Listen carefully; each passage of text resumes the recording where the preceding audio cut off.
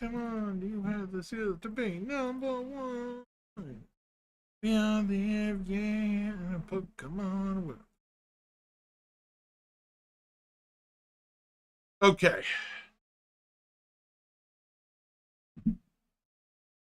I don't know why it keeps saying that. It's not a. Come on, do you have the skills? I don't know. Doing that again. Edit that.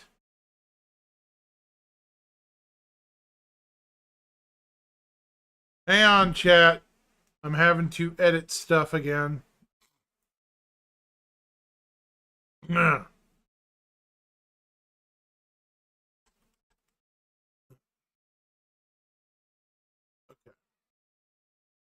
Okay.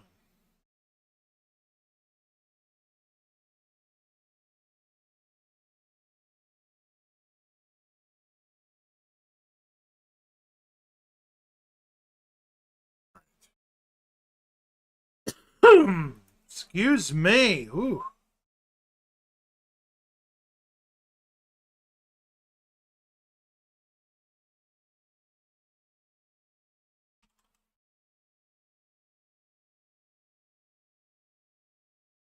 Right. Okie dokie. Man. One of those weeks. I'm gradually returning to full capacity.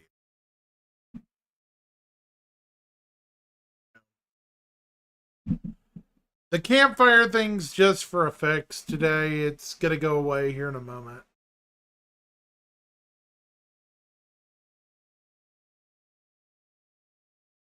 So don't worry about it. Anyways.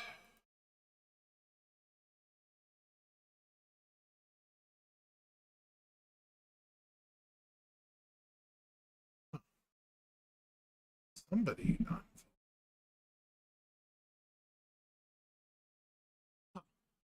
Anyways, here we go. Good evening, everyone. Hopefully you're having a great end of the week so far. Welcome to another stream. So, we are about to get started. First, we're going to start with ISC, and then we are going to jump CL. So,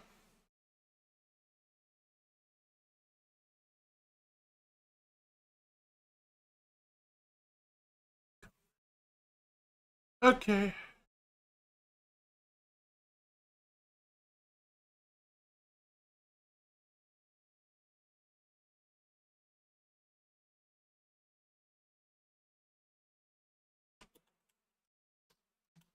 All right.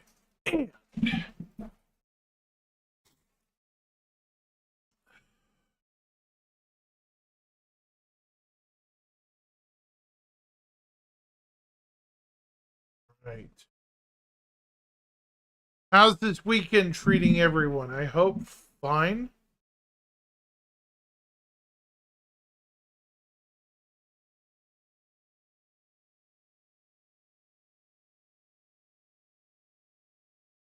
Ask you the easiest. Let's see.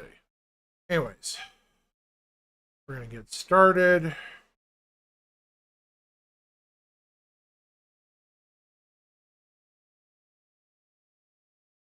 Wait.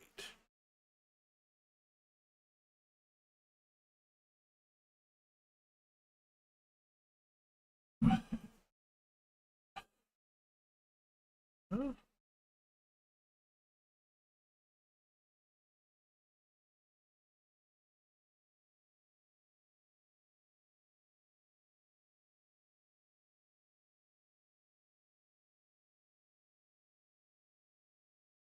Might be too low.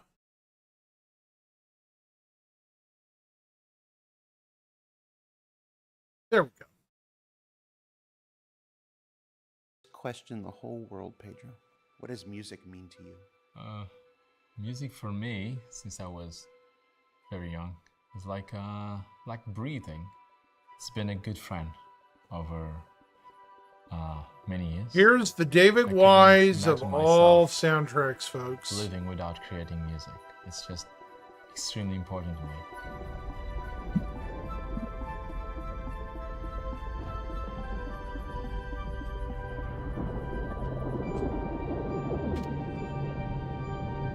I just hope we're going to be able to see more star systems sooner or later. Jump points. Majestic, dreamy, and adventurous.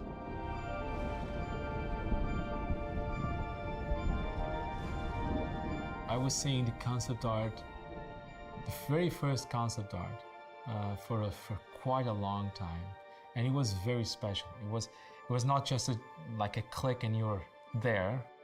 It was like an event by itself. And I think Sarsen does it in a very beautiful way.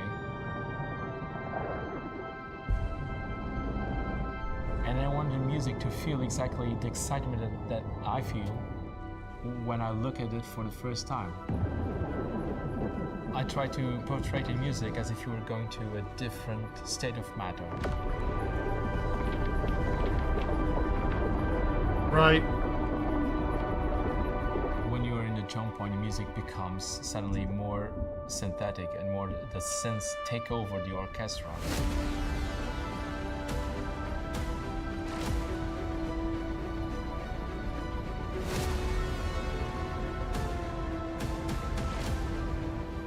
I wanted people to feel you're somewhere else where laws of physics don't really apply.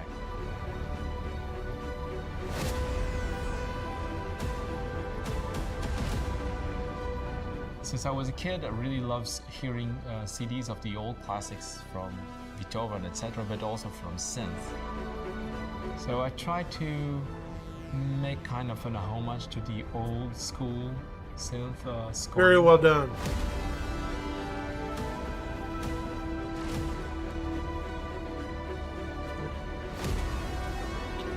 It just made sense to use that on the jump point, make it very epic.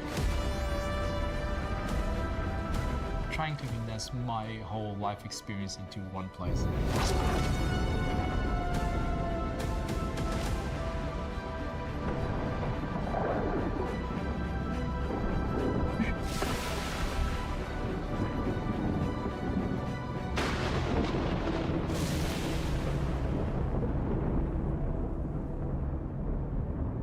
We believe that having one single track for a planet, it's not enough. When you get out of quantum and you see when you get out of quantum and you see Pyro a planet One. just like a sphere, we thought that it would be great if there was like just a very small stinger just telling you what you're about to expect, as if an echo of the soul of the planet. Making sure that you understand you are in the outskirts of Pyro 1.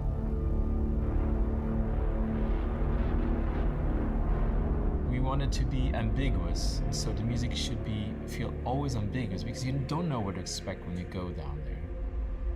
What will come up when I land and get out of the ship?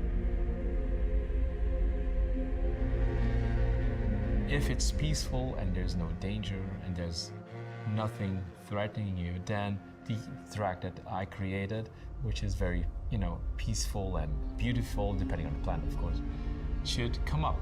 And so it's like a three-stage approach. It's kind of almost like you're in a cinematic experience, going down to the surface. Right. The Zeus. No, that's a Crusader Intrepid. When I saw Pyro 3 for the first time, I thought it was absolutely beautiful planet. I really Pyro loved 3. it.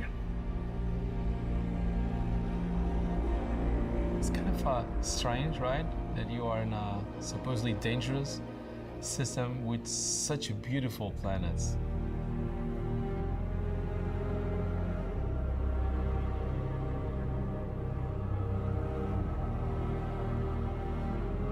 this is the planet where I believe we should merge orchestra with synths and vocals, and just create a classy but modern experience.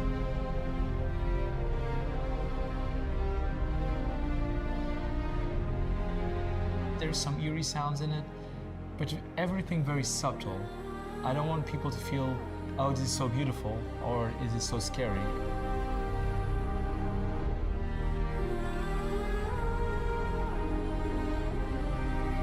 And then eventually the music may come into that.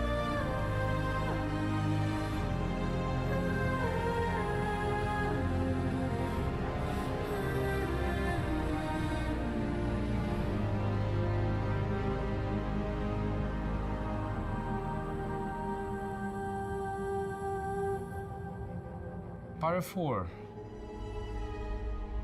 Pyro 4 is Wow! a bit more They fixed alien. her! Beautiful! Beautiful and free. Rewind. I don't know if people. Pyro 4. Pause there.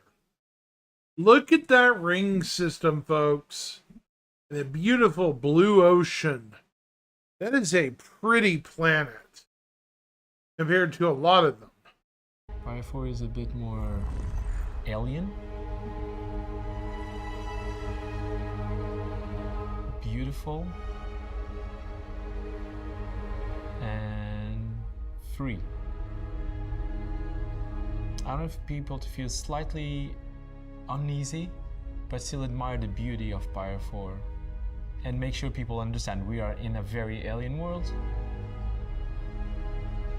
The way I did it was very smooth orchestra, very simple, and just trying to give players like a cathartic experience. Just be there and admire the art that was done for that world.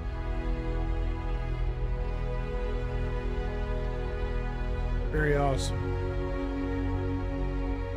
And then Kind of in the second alien part looking, of the yeah. track, I'm a pianist, so I tried to use the synths, but in a pianist way, which is not so often used, because many times when you hear synth, either they are doing very long lines, They did like the not. old classics, or ARPs, which are automated arpeggios. And I try to do it just freely, without any tempo. Just me playing the synth. I love the results. I want people, when they go to Pyro for the first time, I want people to feel that it's a completely new system, and it's a beautiful system. It's probably some of the best art I've seen for a planet in any game. I wanted it to be experienced. Hope people enjoy that. I want music just to be a Were those companion to clouds my moving? adventures in this new. They are. The storm on that planet I is want moving. Music just to be Like a a real companion storm. to your adventures in this new system. Impressive. So what we learned this week? Well, that depends. If you've never played Star Citizen before, you've learned that Pedro is our amazing composer for the persistent universe. That his work brings depth and emotion and That the very essence was of life gorgeous. itself to every adventure you undertake. And that his work gets more dynamic and ambitious every year. If you have played Star Citizen before, well, you've known all this after playing for with you, and we'll see you all here next week. So, we now go. Hold on. I'm going to ask you the easiest question in the whole world, Pedro. What does music mean to you? Music for me, since I was Go from here.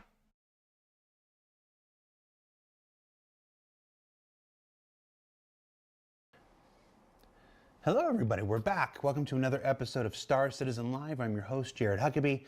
And if you've never seen Star Citizen Live before, lucky you. No, Star Citizen Live is where we take about an hour at the end of our week and invite our developers on to answer questions from you, the Star Citizen viewer, backer, supporter, player, all that good stuff. On today's show, we have some of my favorite people, the folks behind the crafting and base building systems that were debuted at this year's CitizenCon Crafting Your Home presentation. So without further ado, because we got a lot of meat to get to in this episode, let's introduce our guests, starting with, who wants to go first? Who are you and what do you do? Jacob. Okay, looks like it's me. Yeah. Hi, I'm Jacob, senior gameplay programmer on crafting. I work on all kinds of gameplay systems, stuff like life support, salvage are probably the things I'm best known for. But yeah, now working on crafting. All right. Who's next? Luke. Hey, so my name is Luc Gijsbertsen. I'm the lead environment artist on the EU locations team, and we are responsible for building the beautiful worlds that the beautiful gameplay systems from the other guys are you can play in. Okay. And Declan? Hello. Yeah, my name's Deck. I'm a system designer on base building crafting. And Torsten. Hi, I'm Torsten, lead systems designer for the core pillar gameplay system design team. And what's that do? Basically, Designs that is pillars, clearly. it's no, it's the now we have the overarching system design team that is responsible for Squadron and Star Citizen system design team, or system designs, and yeah, that's my position. Good for you. All right. So as we are wont to do, we put up a Spectrum thread earlier this week to collect questions from our Star Citizens. People voted up which ones they wanted to see answered most. You four went through the thread and pulled the ones that were most applicable, that had answers that are in further stages of planning or ready to share with folks today. So if you are wondering, as with every episode of Star Citizen Live, why your show or a specific, or why your show episode question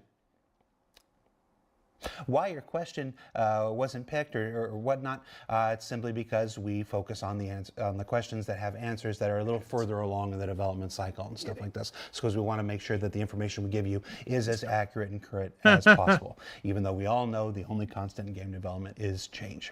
So with that, we're going to jump right in. You picked a big one to start us off with, so we'll just jump right into it. What can player bases be used for? How will base building integrate with other gameplay features such as mining and trading? It's a good question. Anyone? Not all at once. Okay, Don't I'll take anybody this one answer first. all at once. Yeah, so this is a big one because we really believe that base building will enable us to really change the universe, the way that players will interact with one another or not want to interact with one another, and it will become hopefully more of the backbone of the game, where even if you want to interact with it or not, one way or another, you are always influenced by the gameplay loops of base building. So for an example, maybe you're just a small miner and you want to just mine your resources and kind of ship that out and make a nice living out of that. Then for you, it might actually be good to have a small little base close by the mining resources to more efficiently do your gathering of your resources and so on. And the cool thing with base building is that we're trying to keep the possibilities as open as possible, so that you can actually choose what you want to do with your bases yourself. So maybe you have these weird bases just tucked away in a universe where it's just like there's no electricity and you just use it to store away some of the stuff you found in the universe. Or maybe it is a more of a sprawling trading hub for you and your organization, or a base just built for the most efficient refining processes or such. Again, the guys know a little bit more about the specific processes, but from a visual perspective, what we're really trying to do is to just give you a beautiful base template that you then can let your imagination on loose and kind of use it the way you want to use it as a player, even though it might be very different than other players. Yeah, I think you really hit on it there. It's very much a base can be used for whatever you want to use it for. That will provide options for you to do all kinds of stuff with it, and there should be, or is likely to be, relevant links into pretty much any kind of gameplay that you can think of. So we're Actually, talking. adding to that, Go ahead.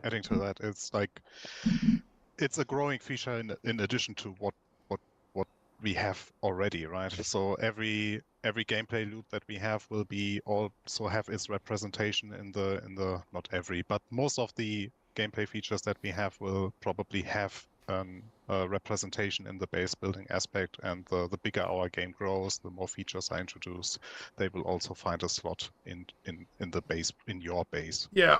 And just so, Yeah. so we're talking So about. Go ahead. I was just going to say, even if you don't have your own base, it's still impactful because you'll be visiting the other people who have made their bases and using their facilities. So even if you're not doing the work, it's still an interesting thing for you to use. So we're talking player housing, obviously, refining bases, fabrication bases for crafting, which we'll get into more today. Hunting lodges for people who want to go out and take out the fauna and stuff. Logistics, you mentioned storage stuff. It's basically, and then it goes on and on and on. It's whatever folks want to use their bases for. There will be some way, shape, or form to support that in most cases. Yeah. Okay, cool. One of the big questions that folks had, we're of course on our journey to 4.0 right now. Folks are watching the PTU Can we for the please next, get wave 4.0 to more waves? Jared, publication of 4.0. please. The big I mean, question seriously. I saw probably most commonly after CitizenCon Y'all was, how admit does all this. this work with shards? We need to get it into way more Yep, waves. this than is we a get. big one indeed. I think I saw this asked 20 odd times. So the plan is that every base, every plot of land, every extraction pot will be visible across all the shards within a region. And then a lot of the functionality of the base will also be available across all the shards within a region. So if I make a base and I set up a shop, people on other shards can come visit and use my shop. The exception is going to be raiding and attacking a base. This can only occur on a single shard, and which shard that is dynamic based on the rule set. The easiest rule is always, is the owner online? Then the raid can only occur on that owner's shard. This means that if I'm on another shard and I rock up with a gun and I shoot the base, it'll prompt me, you'll have to change shard in order to attack this base.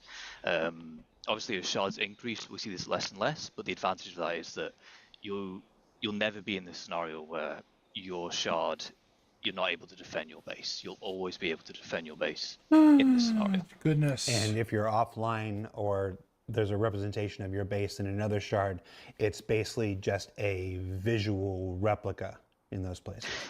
Yeah, but people can also still use it. So the shops will still be functioning, that kind of thing. It's just when it comes to attacking, it all has to occur on a single shard. Interesting. And I can already see half the comments already in response to that answer. There's still a road ahead between now and the release of base building and crafting. I promise you we will revisit this topic with more and more context on how that will work as server meshing comes online and the technology continues to evolve. As with everything, there's a plan today. As the technology progresses, that may change or evolve over time, but that's the current implementation that we're working towards, and you can guarantee we'll be talking about it again between now and the release. What will this look like in, well, so this is just a follow-up. So how will this look like in terms of offline raiding and base defenses? Is there any aspect of this, if I just don't log in, is my stuff just always safe? Is there some decay timer? Is there some danger? How do you get rid of old decrepit bases that are just abandoned?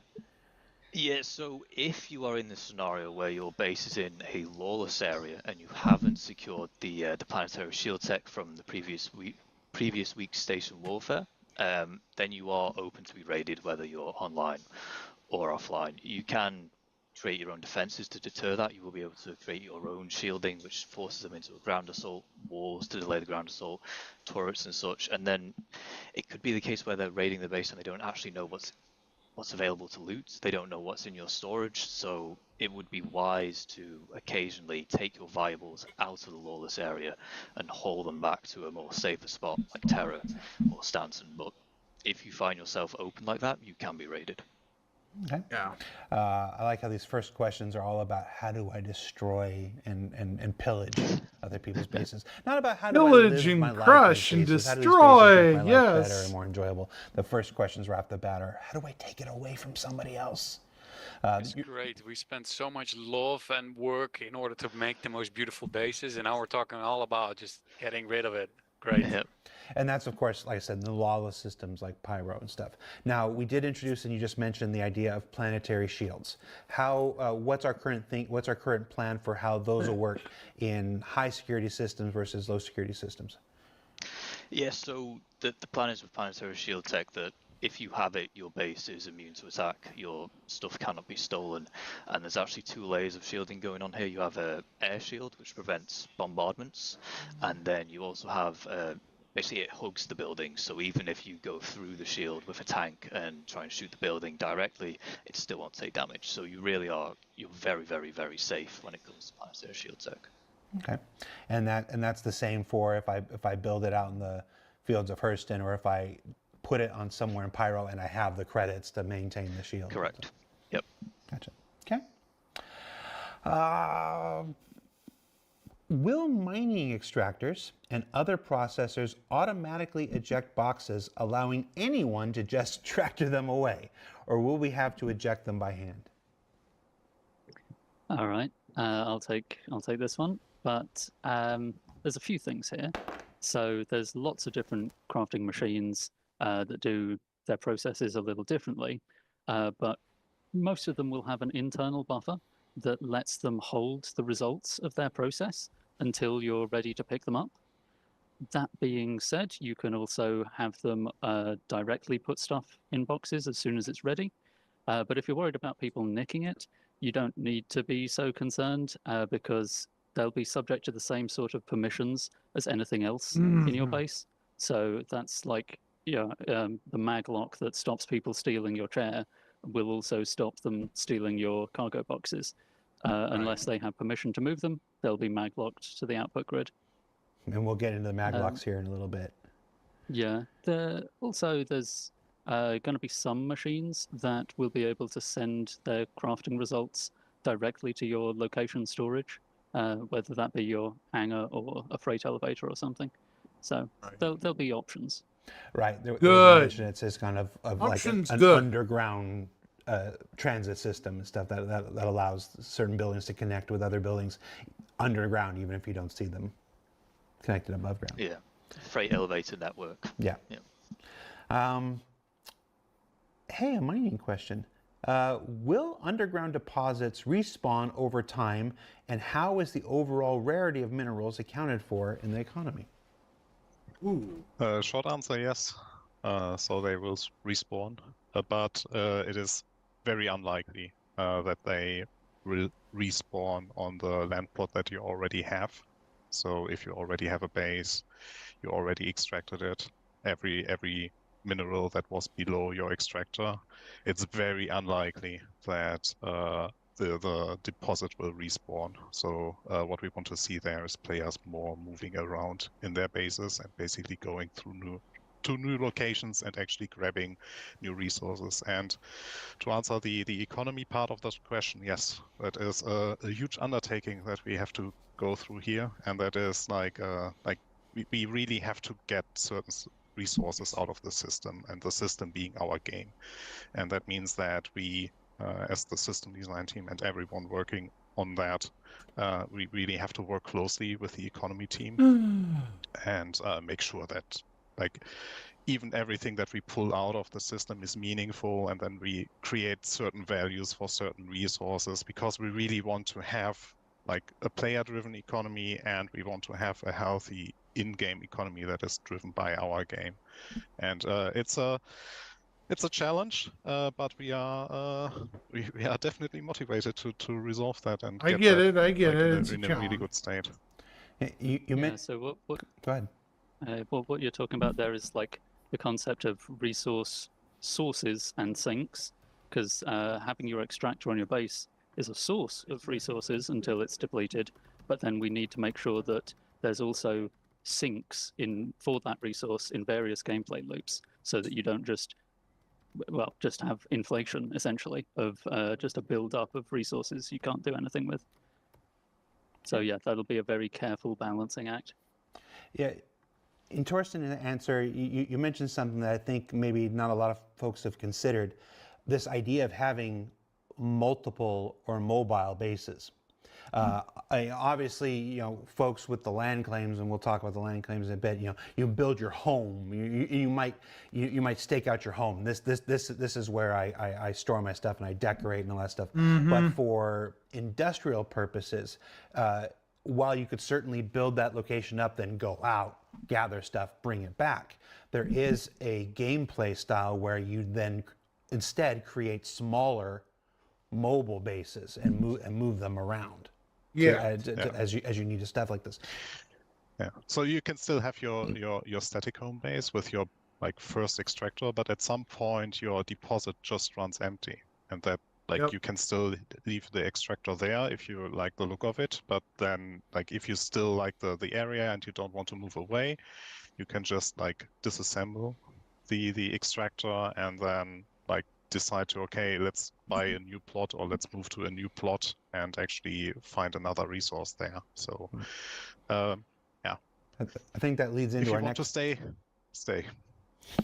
I think that leads into our next question really well.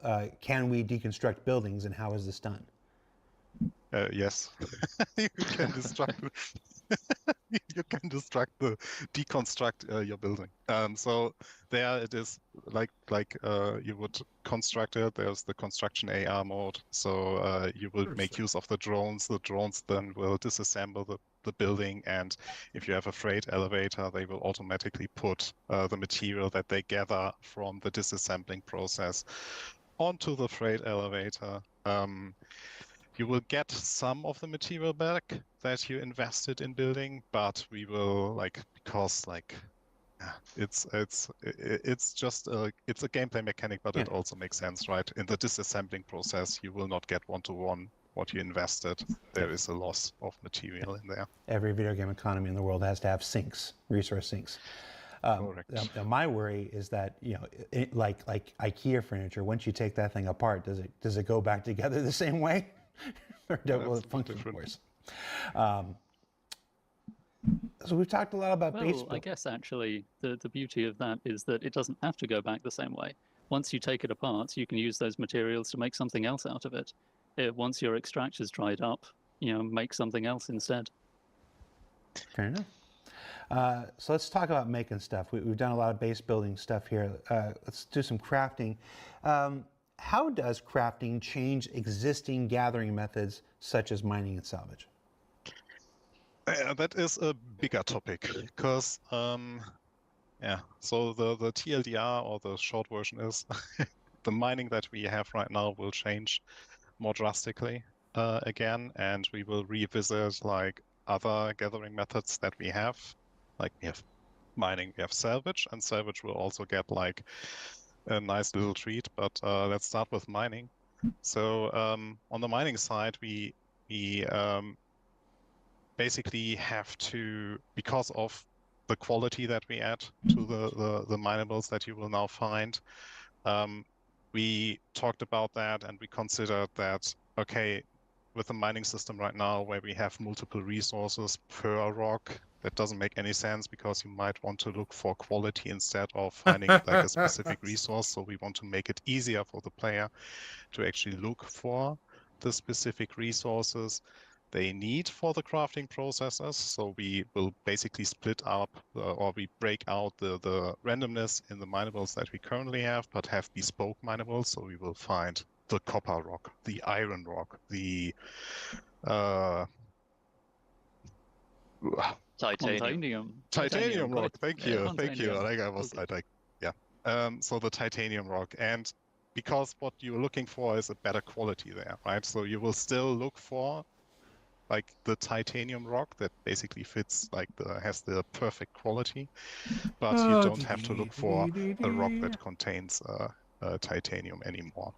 Interesting. And here we also want to emphasize, or we want to utilize the new planet tag that was also talked about at CitizenCon, where we want to make use of the biomes that we get through those, and then have like more meaningfully placed minerals on the planet. So you will find certain materials more likely at a riverside or in a certain biome versus in other biomes. So we are really looking forward to get more control over that. So yeah, we are internally quite excited about that. And yeah, and additionally on the mining, so we now talked about like the minerals themselves. We will also be more concrete on the minables that you find based on the profession that you picked. So if you are a ship miner, you will find ship mining deposits. If you are an FPS miner, you will only find FPS minables. And if you are a ground vehicle miner, you will find ground vehicle resources.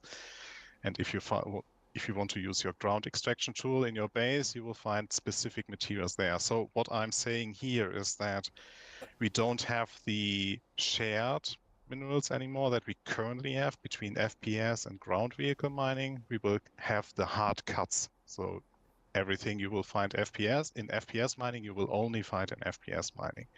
Everything ground vehicle mining, only there. Only ship mining, only there.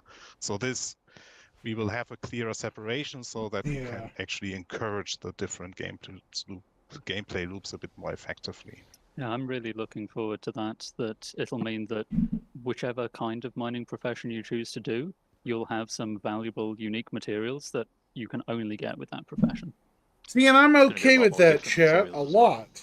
Because it means the amount of Yeah. materials that we will mining have is, profession is yeah. improving and things are And getting you can be sure, good, you can be sure right? that between ISC Right? and SCL, we'll definitely cover that. That in the means they're future. going to do I'm- major I'm- improvements I really like to the everything you quality just of said. It all life sounds great. I for like this mining. idea of I'm good with that. moving them to the biomes and making them biome specific and stuff, because while scanning will always be a part of the Star Citizen experience, and that will continue to evolve and get better.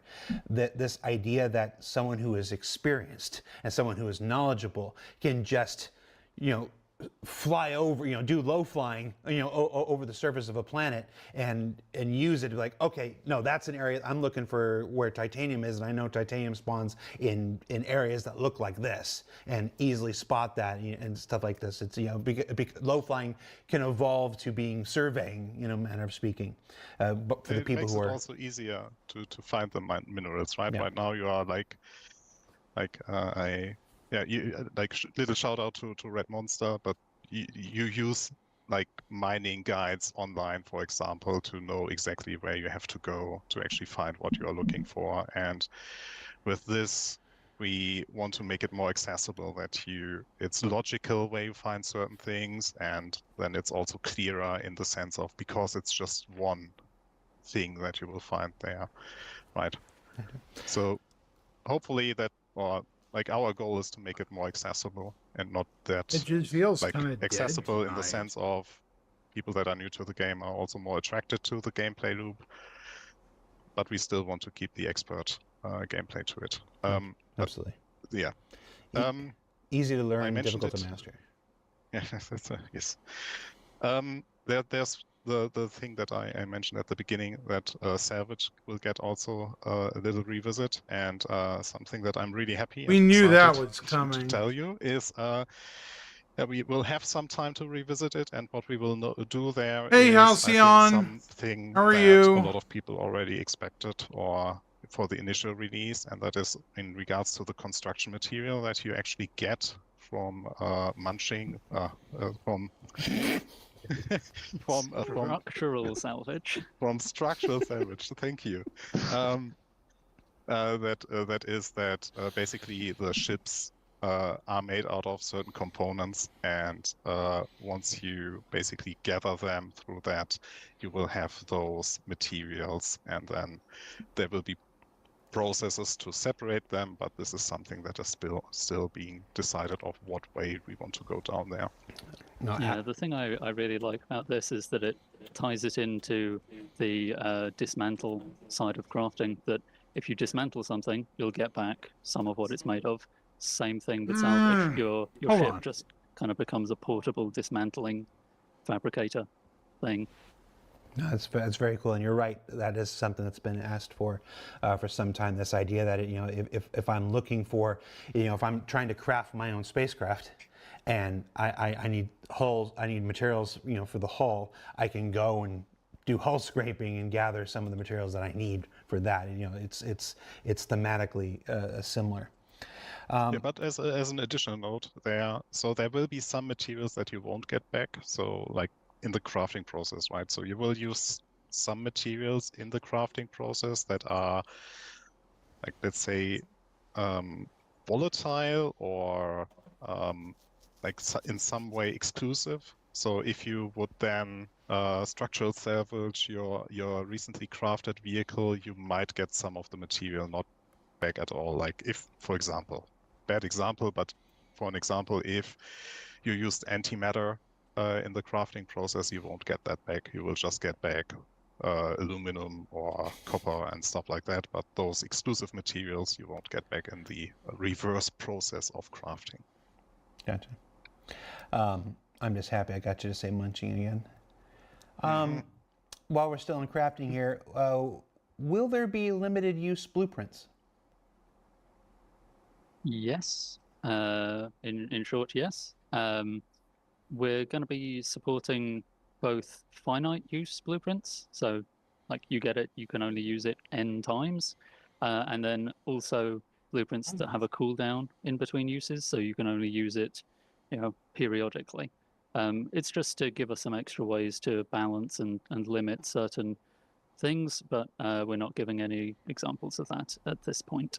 Yeah. Good evening, folks. I was there on Hopefully a somebody server, talks to me because I'm Star going Wars absolutely Galaxies, when it bonkers launched, tonight. according It's to the market so on Cracked quiet and Pearls, and tonight just for a ripping out Friday night. so many items, so many weapons and stuff, so many armors. Kind of lonely according to here. the market before anybody else could catch up. So it's nice to know that there are going to be limits on some of the more interesting things. Can you trade blueprints? Yes and no. So we mentioned at SitCon that the blueprints are awarded to your character, essentially, to your character's virtual blueprint library. So if you get directly credited a blueprint from a mission or a reputation reward or something, then it's bound to your character. You can't trade it. But there will be some gameplay where you find blueprints on a data pad, and that data pad can be traded before you read the data off it. Once it's been downloaded, though, it's gone. It's a one-time download, essentially. So if you've already found this blueprint and you find another blueprint of it in a loot crate somewhere, you can give it to your friend. But once they've downloaded it, the data pad is dead. Okay. And eventually, when we have a more robust trading system, I can see that being a hot commodity on whatever our version of an auction house will be. Can we use stolen materials to craft? Absolutely. The crafter doesn't care about the legality. of Hey, anything. Cryogenics, you can how are probably, you tonight? steal an You're item, actually dismantle my it into first parts, and make a whole commenter new thing tonight. out of it. So, That's very yeah. Seems like a strange. good way to get rid of the Tonight evidence. it's been pretty Actually, dead. that's the recommended loop if you Sadly. steal an item, right? So because It's kind items of a have bummer ownership tonight. associated to them. I was worried nobody and would talk to either me you tonight. somehow get rid of the ownership marking and replace it, or you go the easy way and just disassemble it and craft the item yourself, because you don't have to hunt down the materials, or not as much materials, because again, not the 1-to-1 ratio if you disassemble. Yeah, but I do like the idea of nicking someone's entire spaceship and deconstructing it and then making some other shit out of it.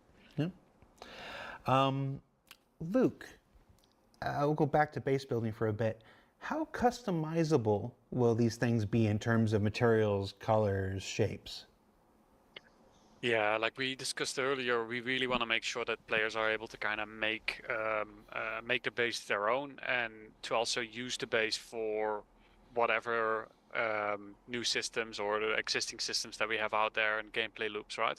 So, for an example, a hunter's lodge, you might want to tint it in a specific way with the buildings and so on, so that it blends nicely into the environment, so that it doesn't stand out or get any attention of other bypassers flying by.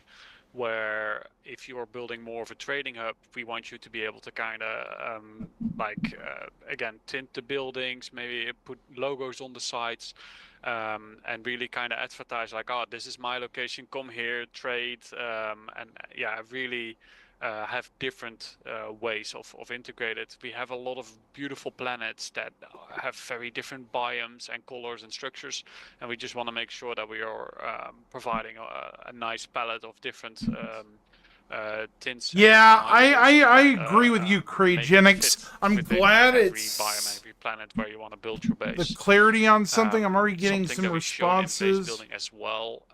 Again, Some that a good, lot some of bad, people but I brought do up like the is conversation. that At least they're talking about it, you know, a man. large portion of At the least buildings they're will also be able openly to be talking about it. connected. See, this is different from 10 years ago.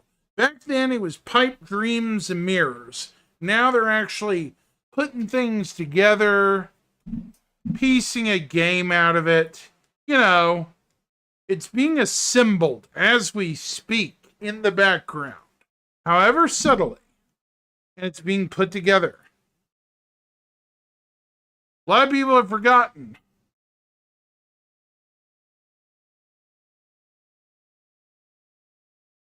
Oh, really?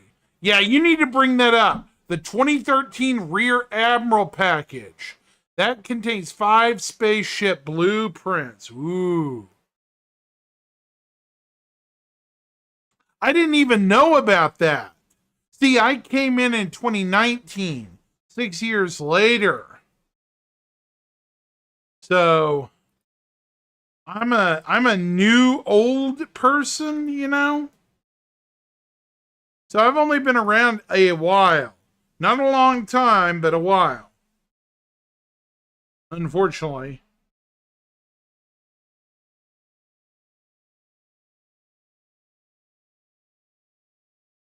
God, it feels like yesterday that I just started, playing Star Citizen. Man, things have even changed since I started playing. It's kind of ridiculous.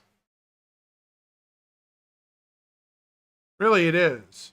One another. So we're looking at we have generic buildings, and then the player can decide what they want to do within that building or how they want to tint it, and then those can be connected to corridors and other buildings and linked together, or to a hangar. Hey, Shimpasta, how we doing? Infrastructure with that. Well, I think it's really we're really excited to kind of see what players are going to do with those options. And and I know this first version. Good choices. Cryogenics. Good idea. Good idea. Aesthetic. This next question is looking way out, but we'll ask it. Will there be different styles? Well, to answer your question, hold on. To answer your question, it does. Because you bought that in 2013, Cryogenics, right? That needs to be attributed to your account, in my opinion. You paid money for it. It should be an asset you have paid for. Agreed? I mean, that's pretty easy to understand, right? People who bought the product in 2013, that needs to be honored for when they bought it, regardless of future changes. And to answer your question, Shimpasta, I'm doing okay. Uh-oh. Okay. To answer your question, I'm doing great. I have a bar citizen tomorrow. I was telling Paul, unfortunately, I won't be able to stream or do anything for him. Yeah.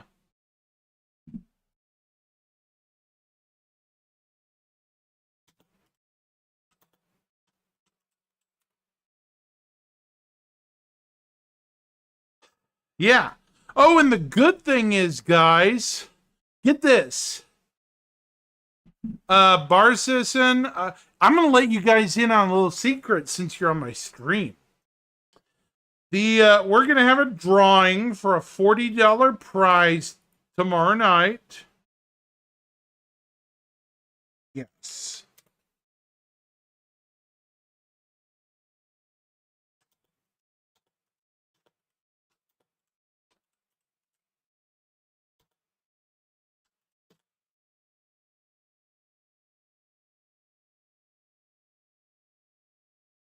We're gonna have a drawing with a no hard feelings drawing for a $40 item.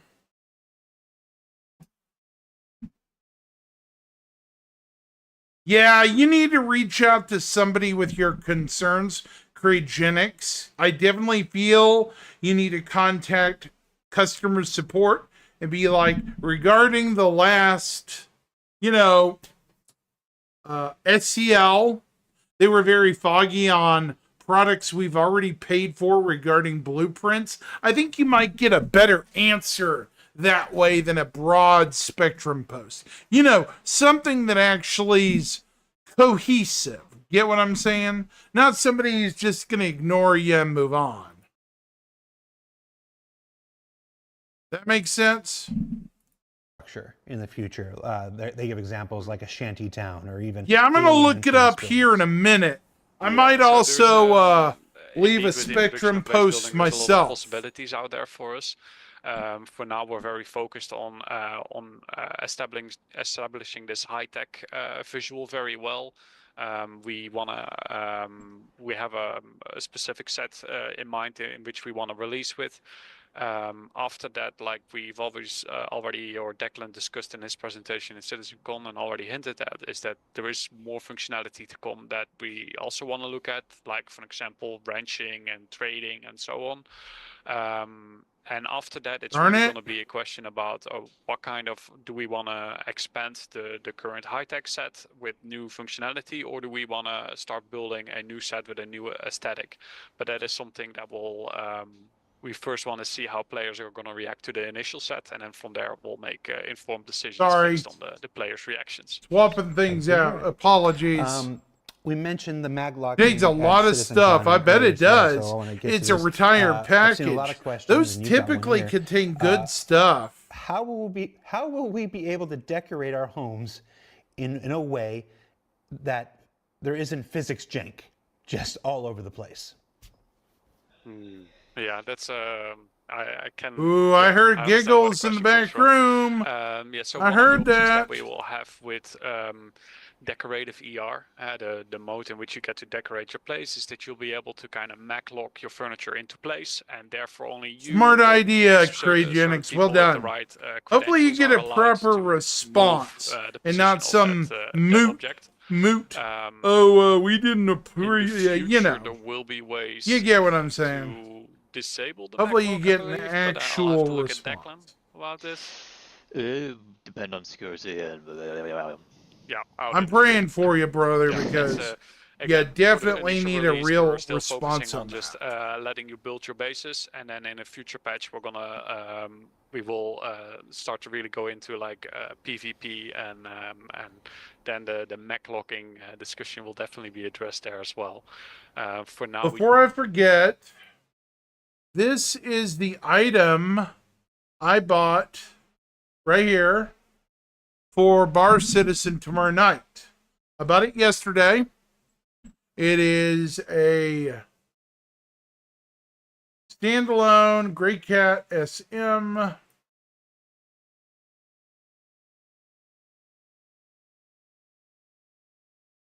And yeah, that's what I got.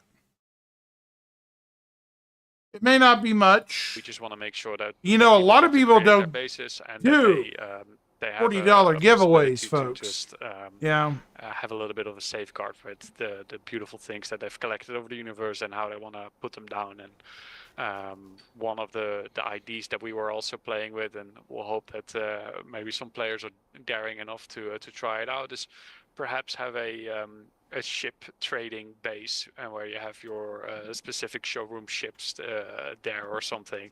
But yeah, you need to be daring that they're not getting nicked, I guess. Or yeah, again, stuff for the future as well. Gotcha. I'm sure they'll also maglock boxes together to make the ugliest structures that we've ever seen before, so we can look forward to that. Declan, don't give them any ideas. We made beautiful art for it. No. You don't need to give people ideas. I already know what the first base built is going to look like, and I can't say it. Oh my, my no, base ever built. I have high trust in the community.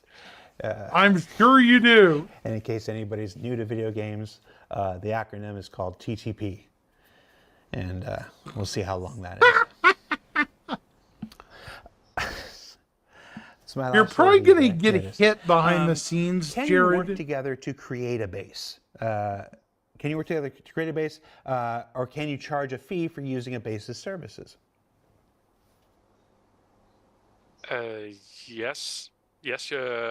Again, we're trying to make it very dynamic and open so that different bases can cater to different players and different player experiences. So you'll be able to build small bases and maybe even slightly larger bases, but it might take a while by yourself. And then, of course, you can just team up and you can, together with a friend, really quickly build a smaller base or really start to try to literally take things to the moon in the future. But you'll be able to build larger structures.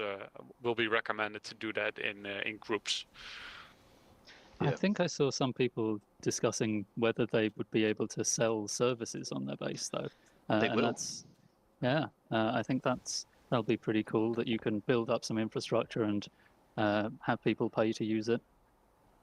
Okay, when you say sell services, my mind went to a different place. What are you talking about? I'm talking about, I've built some really high-tier crafting machines, and I'm just going to let people come to my base and Hey, craft thank stuff you for with the mentioning best that, machines. Craygenix. Yeah, that's definitely what I might look it up myself to see what it looked like.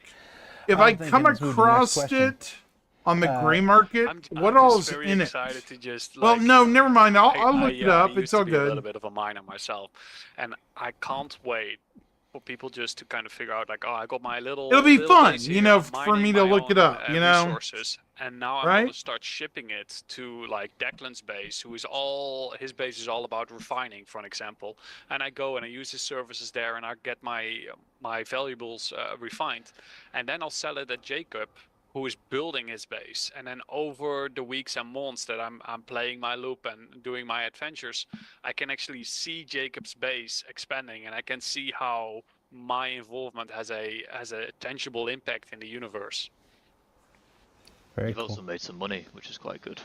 True. And maybe even made some friends. And meet new people by selling them stuff. That's Next funny. question. Can you spawn in your base or group bedlog? Group bedlog. Now we're back to the services I was thinking about. Yeah. Yes. But so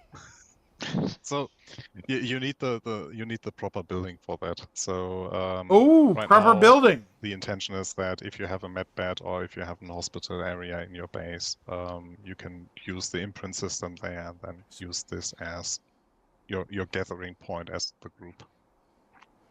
Yes. Declan, I can gift it. Hello. sit up. Okay. Yeah, bases in caves or asteroids? I would like to apologize to all the goblins out there, but it's not on the roadmap right now. Okay.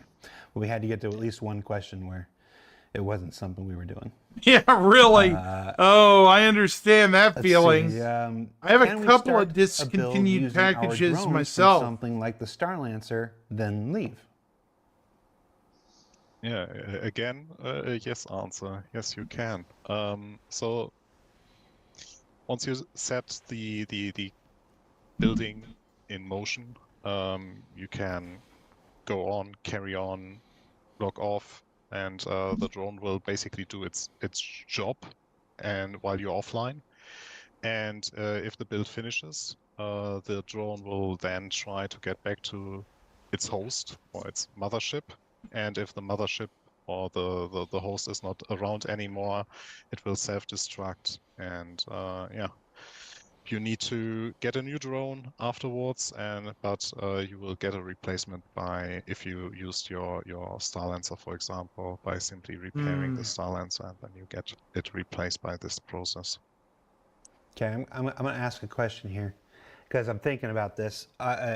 Obviously, either with the time it takes to build a base is not going to be instantaneous, and we're not going to talk about the time now. That'll be a thing that's determined over play testing and further development and stuff. But in that time, with your drones swirling around or whatever, what happens when people try to park their Idris right where you're trying to build a base? Like, you've started. That's a good question. Flat parts of the land. You've started the process. It was yours, and then you started it. You've set your drones, like you said. You've logged out, and 5 minutes after you log out, somebody parks their Idris there. So They will be there able is to. still, yeah. In short, that's not going to be possible because there's. I think we mentioned it briefly in the sitcom presentation that it's a physicalized hologram. That the intended place of a building. I would hang will on to be it, Craig, physically because you barriered. never know. I don't know Things if like you that wanna may call it come the force through in a field or something, pinch, but just- man. yeah, you can't park there because it's under construction. Gotcha. Yeah, correct. But you have the Pioneer. Pioneer's a good ship. Wish I had the money, but man, Let's go all the way to the end here. Pioneer's Where an can space expensive stations be beast. built? And will there be smaller scale stations for smaller groups? So there isn't plans at the moment for small scale space stations, and there will be some limitations on where you can build a space station, but you're not limited to just in orbit around a planet. You can build it way out in the depths of space and have it well hidden for whatever you want to hide it for. Yeah. So yeah, largely anywhere, but there will be limitations. Yeah, I want to clarify. When he says that there are no plans for a smaller scale station, he's talking about the physicality of it right now. It's like we're building towards our first physical space stations, and those are the ones we're building to. As far as how many people it will take to build that one size space station and expand and stuff, that is also a thing. We have ideas, we have plans, we have intentions right now, but these are things that will continue to evolve as we get closer to the actual implementation of this feature. It's one of those things where, and if you've watched Star Citizen Live, ISC, listen to any of these developer interviews for any amount of time, this is one of the only constants besides change, and that's that we have to remain open to better ideas, more ideas, different discoveries about what the tech will allow us and stuff like this. What's actually fun? We may have this idea that it takes this much, then we find out, well, this is actually where it's fun and stuff. So as far when you say that there's no plans for a smaller space station, that is a physicality thing and not a comment on the amount of people necessary to build one. That is something that's going to be developed through a whole bunch of testing with you guys and our guys. So let's move on. If you pledge for a ship, will you receive a blueprint to craft it? If you buy a car from the dealer, can you make more? No, you cannot. Pledging a ship does not give you the blueprint to craft it. Yeah, but what about something like, okay, pause here. Like what you're talking about, cryogenics.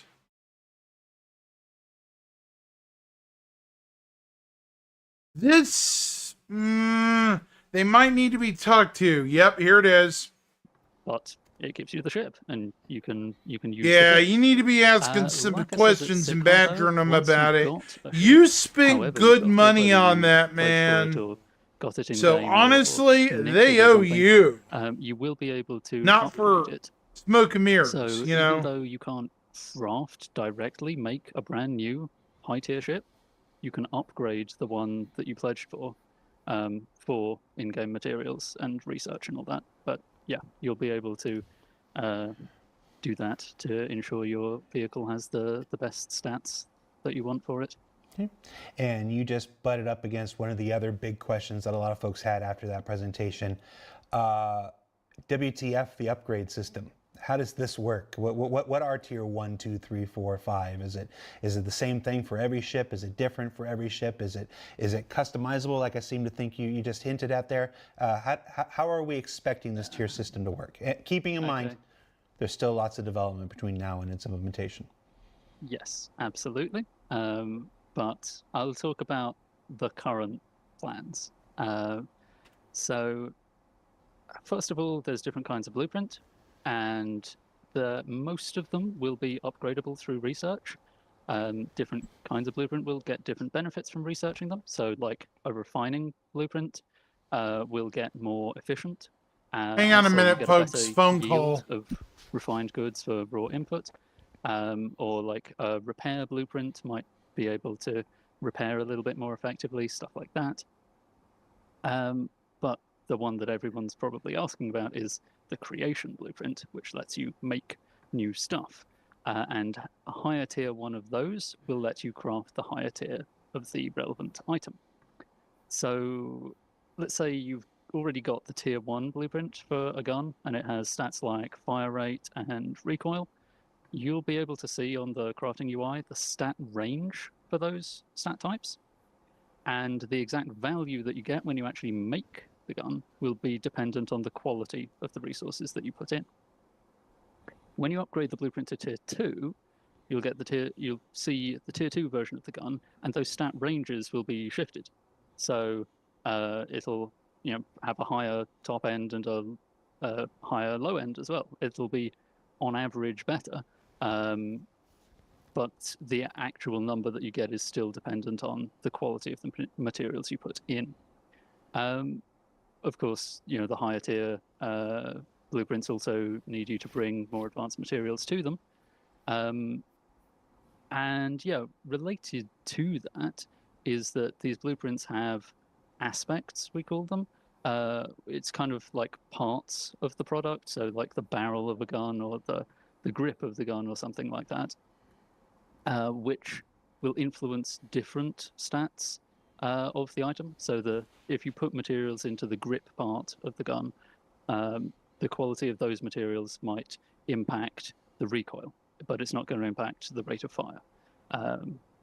And this becomes especially interesting for the very highest tier of creation blueprints, because then you'll get a choice of what materials to put into certain aspects, and based on the choice you make, it will influence different stats. So you might be able to choose between improving the recoil or the reload speed, depending on which material you put in. Interesting. Yeah, and then I guess the only other kind of blueprint that's interesting for upgrade is the upgrade blueprint itself, because research and upgrade blueprints are not quite the same thing. But if you use an upgrade blueprint to increase the tier of an existing item, none of the existing stats or materials on that item matter anymore. It's just the new materials that you put in for the upgrade will affect the stats. And the important reason for this is so that whether you craft an item straight at tier 3 or craft it at tier 1 and then upgrade to tier 2 and then upgrade to tier 3, the resulting item will be the same if you use the same materials. So you can skip a step if you need, if you have the blueprint and if you have the creation blueprint, you can skip, and you skip straight to whatever tier you want. The upgrade basically only exists if you already have the item and you don't want to spend all of the resources to make a whole nother copy of it. You just want to spend the smaller amount of resources necessary to turn it into the higher tier one. And that upgrade blueprint, I assume one of the ingredients is the original item. Yes. Yeah, guys, and so you were speaking, you're speaking primarily of guns and items, but this system, one would assume, is also applicable to the ships as well. Yep, absolutely. And not only ships, also ship components. It's like something that we really want to make sure is that we don't want you to go through the process of, because you crafted your tier 1 item, you then have to disassemble it to just craft a tier 2 item, right? So that is like nonsense. So we really want to enable players to have their item and then use the upgrade to actually still have the item, but then the better version of that.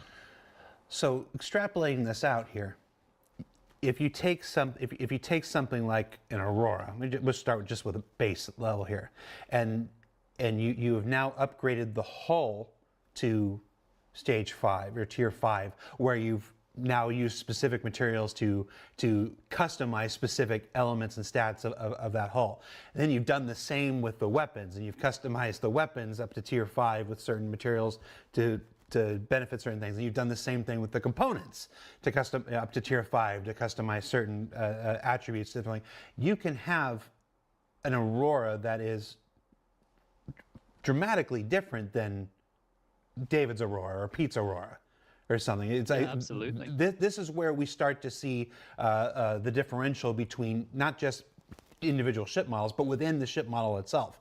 And when some decisions are made that affect the baseline of a ship, the one that folks can buy in Astro Armada or whatnot, and so those decisions don't happen in a vacuum. They have to be accounted for. Also, the potential upgrade path that is coming with crafting and stuff like this. And if a ship is in a certain way where you're like, well, I'm not really a fan of it in its base configuration, but through time and effort on the player's behalf, maybe you can take a ship that you weren't totally happy with and now make it to something that becomes your daily driver. Yeah, this calls back to the heavy balancing effort that Torsten was talking about earlier. That one of the big challenges is going to be very carefully balancing all of the different possibilities that you'll have access to with crafting. Because instead of just one ship has these values for these thrusters, the ship hull can change, and the thrusters can change, multiple tiers of them, quality, scaling, lots of potential for variation. So yeah, we will be paying very close attention to this. You're just creating a whole lot of work for Rich Towler and his team, aren't you? Yes. Sorry, guys. He's gonna bust through the wall like the Kool-Aid Man here in a minute. All right, we've got a little bit more time. Let's go back to some base building here. How well will bases blend into the surrounding environment? I think longtime players can remember that the very first outposts that ever appeared in 3.0 were almost always up on stilts because they couldn't deform the terrain. How well will our stuff blend in with the terrain? Yeah, so you'll be able to kind of, again, with the tinting, you'll be able to kind of pick certain tint palettes that work better with the biomes that they are in located. You can also put buildings around trees and stuff. If you put the building on top of the trees, it will get rid of the trees, but with the nice precision placement mode through the construction ER mode, you'll be able to find a nice position and to kind of get some trees to maybe cover a little bit of your building as well. We'll see how that goes. Because we also have the construction drones that need to fly in and out, so we'll have to we're taking those things in account, but you'll be able to kind of blend it in pretty well if you want. And additionally, we'll have some buildings that actually will be able to kind of reduce the signature of your base as well, to kind of further kind of hide your base if you want to. Or Oh crap, the other you way, can't hear me. Sorry. Really make it I stand muted out it in the because base, of the phone in call the environment. earlier. Yes. Sorry about that, guys. Tint palettes that fit with the different biomes that can be found on the planets. Sorry, you One guys would assume probably there has couldn't to be even some hear level me of with the terrain muted phone call. manipulation, though. Is that entirely automated by the system, or will any of that be in player control? Yeah, so the idea is that we don't want to fully allow the players to customize the terrain to their liking. I because that wish. would take away from, Hey, it's a beautiful the value woman who of wants to scouting take for you good to the location. Caribbean. So there will be buildings that will do a very light terrain manipulation, just to make sure that I think a lot of people are raising concerns. That's why things are changing so much. The best solution that will Trade provide units. is the use of foundation tiles, the big concrete slabs that people get to place. Otherwise, down, they'd and be on those so they'll be able to dead kind of set put on their stuff they buildings, wouldn't down. dare And change those things will this deform late, the you know? terrain. So if you have a plot of land that is not particularly flat for you to build connectable buildings, then the idea is that you would put down a foundation first, and then from there on, you'll be able to connect your buildings on top of there. And I agree with Cryogenics too. We can squeeze a couple more in before we're done here. How will player trading at bases work? There we go. All right. I suppose there's two ways to look at this. You've got your seller and the buyer. If we look at the seller, then you've either acquired your items or you've crafted them and you want to put them up for sale. You can do that by placing them in a freight elevator, listing them on a connected terminal, or make a physical shop. And then there'll be a mobiGlas app where you can say, hey, I have T3 bombs for sale. Everyone come and grab them before they're gone. And then as the buyer, you browse the advertisements on this new trading app, go to the base and purchase them. Or if there is a very particular item that you want, you can put in a buy order and you'll say, I want this item, this many of them, these stats, deliver it to this location. Obviously that'll cost more because someone has to accept that and then do the delivery, but it means that you get a very particular item that you want. Okay, so it sounds like one of the major components of base building will be this this next major step forward in player trading that folks have been waiting for. Like right now, there isn't a super easy I know, system it's for, like of we know I'm gonna nothing. give you this and you give me, credits in return. So it sounds like most of that comes online for the first time with base They building. don't tell us jack, dude. Yeah, and it'll be interesting to see actually the spread between like local shops and people who band together to make like big market bases where it's shared and hundreds of people can come and sell their stuff. Yeah. And that's not to say that obviously we've got Mode Trader app for mobiGlas and stuff. That's not to say that this comes out before that comes out. It's just, as far as I'm aware, speaking in this moment right here, there's this, and I'm not up to date on that. I don't know if they're really in charge. So I think these guys are just okay. You want to hear what I'm saying? I think they're just developing the tech and the tools, and at this point, unfortunately, I think marketing has a bit too many fingers in the pool. Have you felt that way for a little bit, Shimpasta? Kinda, sorta? Like marketing's getting a bit too big for their britches in this situation? Yeah. I think marketing's trying to override a lot of the old mentality, and yeah. Sadly, whenever these guys bark out and try to strike out on their own, they're ignored. In fact, I bet a lot of these guys were saying we weren't going to make Pyro at the end of the year. With what I know. Last question. We can honestly, let you all marketing enjoy can your sometimes make great decisions, but not in this case. When the Pioneer was first introduced in 2017, it was alongside it was this idea of land claims. And for every time the Pioneers come back into the pledge store, it's come back alongside land claims. In this year's IAE, it was brought back to the store without the land claims. That's led some people to speculate that land claims are gone, or they're not a part of the design anymore. I'm going to say right now, wanted to hear too. They are. Let's talk about what our current thinking is, what our current plan is, what our current intention for how land claims are supposed to work.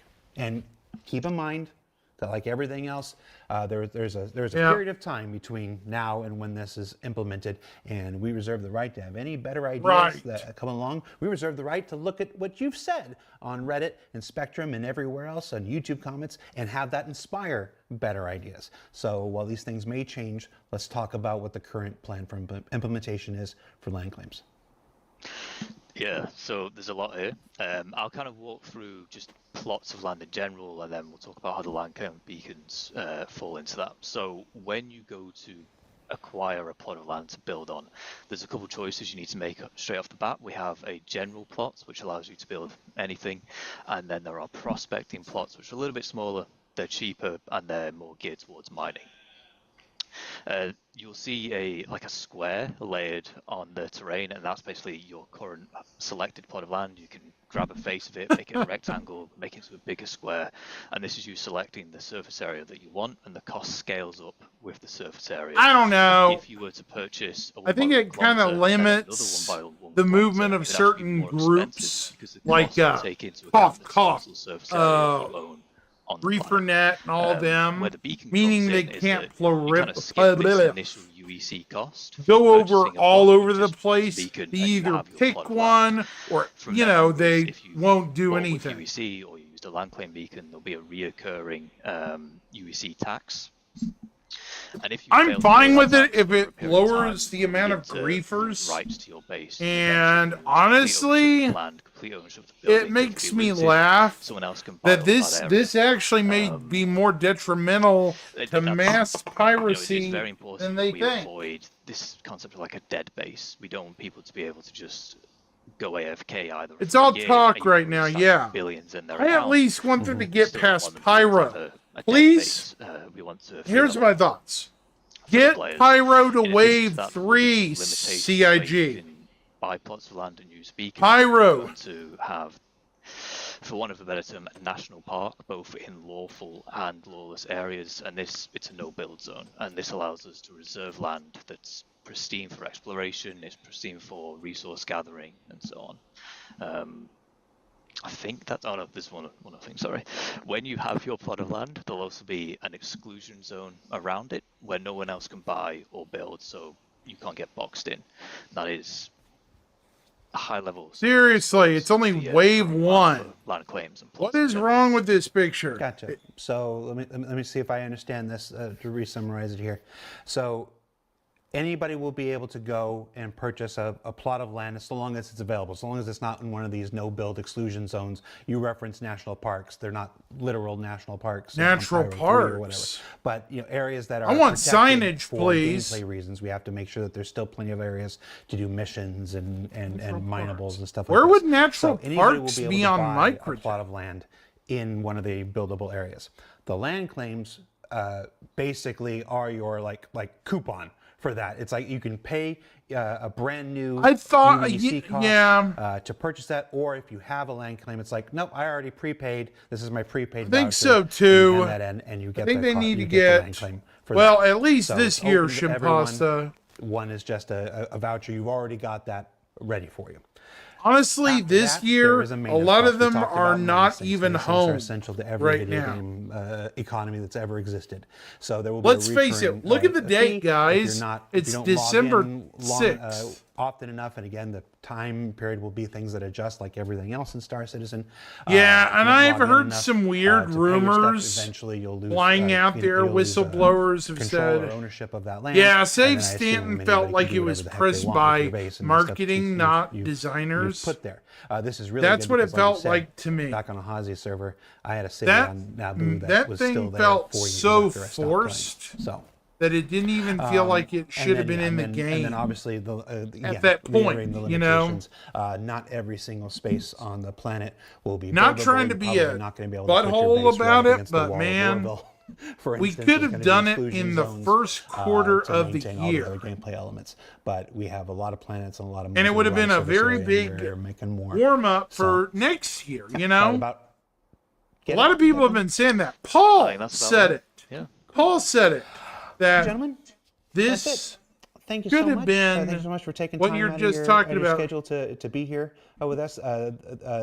It's always a pleasure to have you. Yeah, on. they have I 1 mean, week we were to putting get this together out. It ain't happening, This presentation folks. for CitizenCon. It ain't and How happening. excited I was from the first day on. Like this is there are jokes on Spectrum and Reddit about how crafting is the answer to everything. I'll It's put not it the answer this to way. everything, but it is They the have next major given step forward in the evolution of our well, game. you're not alongside giving them base up. building, You're where being real. You're finally, being for the first time, real, you have bro. a true sense of ownership in the builds in the universe. So I'm really excited about both. I know a lot of our players are. So thank you for your continued work. Obviously, between now and the release, we will follow up. There will be additional ISCs, additional SCLs, where we address the questions that no doubt come up after this episode. So keep them coming. Torsten, Jacob, Luke, and Declan, thank you so much for your time. This is our last Star Citizen Live of the year, folks, so thank you so much for tuning in. There it we have is. one more episode of ISC that airs next Thursday. It's our standard patch report episode where we're going to revisit a bunch of the stuff that are coming online with the upcoming 4.0, and then I gone fishing. We'll see you back here in 2025. So keep your eyes on the robertspaceindustries.com website for updates on 4.0. See that? When it moves They're not from, even going to the do. next- into the Okay, next wave I of am 3.2 kind of and its mad eventual release. having watched this And, to the yeah, end today. thanks for watching. Thanks for supporting. Thanks for letting Let me do be this. real. John, you did really well. Let today. me be a little angry here for a second. I can't tell the difference. Be nice to each other. We'll see you next year, everybody. Take care. Yeah, we better, right, because a we're lot out, of people are folks. getting tired of. Yeah, but why hasn't it gone to? Here's the question. Here's the golden $6 question. Why haven't we seen any progress of it getting beyond, first wave, guys? That's what worries me. It's not gotten beyond first wave. So I'm kind of perturbed at that.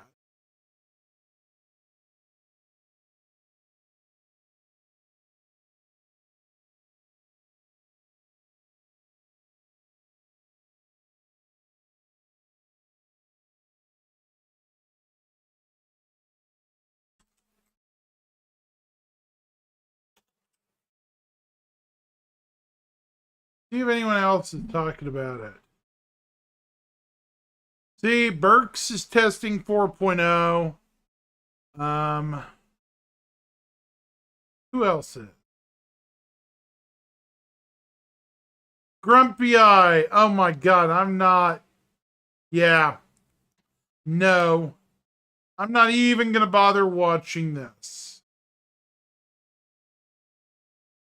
Grumpy Eye, the brother that has no right to be making videos online.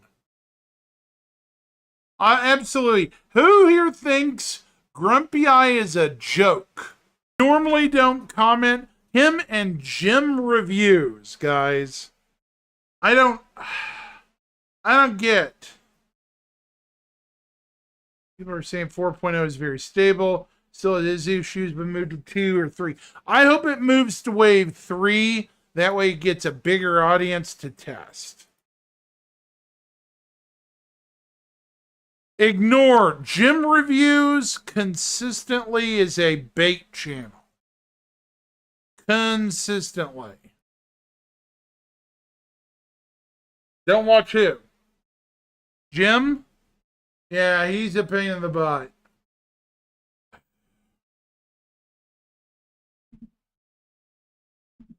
So I've heard. I mean, I'm not interested. They seem there's memes of them for a reason. I feel, when there are memes about you, usually that's not a. Oh my God, that dude! I only subscribe to him for the laughs. I'll put it that way. I only subscribe to him for the fun. Just to kind of laugh and poke fun at him a bit. It was a pity like.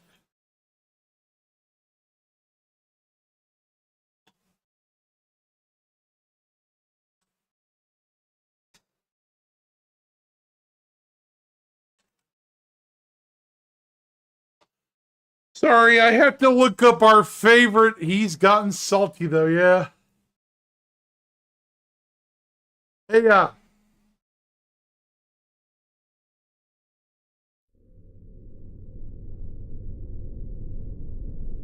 I'm having to look up our favorite meme video from Star Citizen, guys. You guys have inspired me tonight. Remember this? It lives on in piracy and infamy.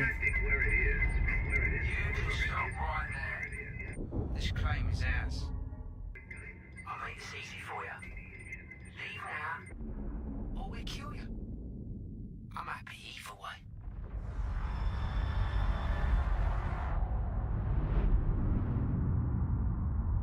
Yeah.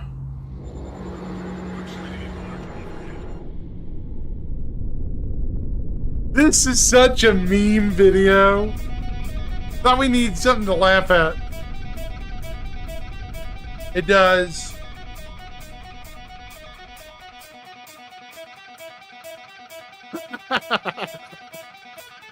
Our engineers were so preoccupied with whether they could, they didn't stop to think if they should. Yes, I love this video. The Drake Leviathan.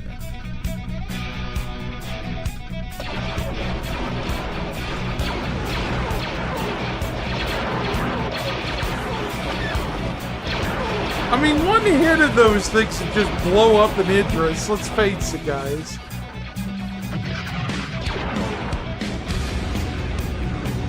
What? No Death Star 2? Times 10 to the power of 32 watts of punch. The Drake Leviathan is the overkill your wallet has been waiting for. It's time to atomize the enemy. The horse they rode in on. And the planet they were born on.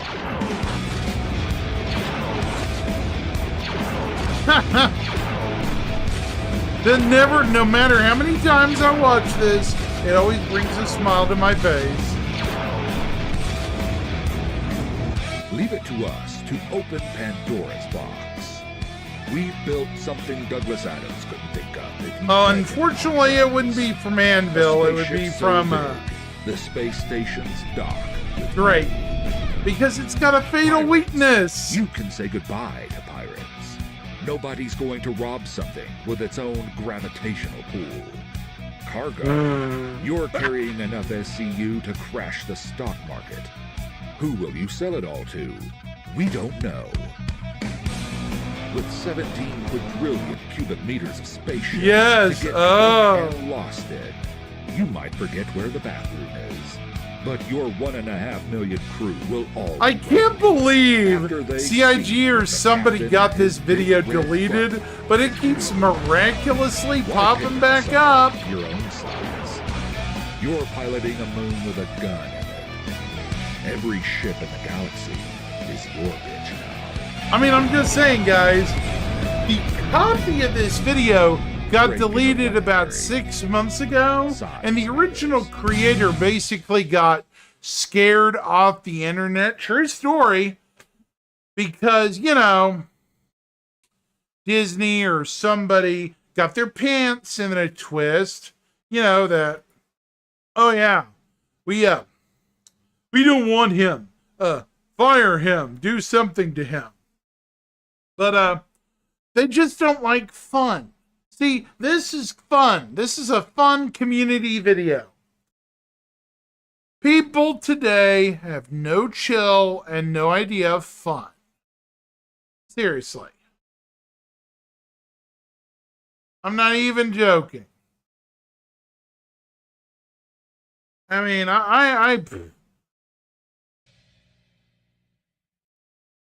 and it is such a...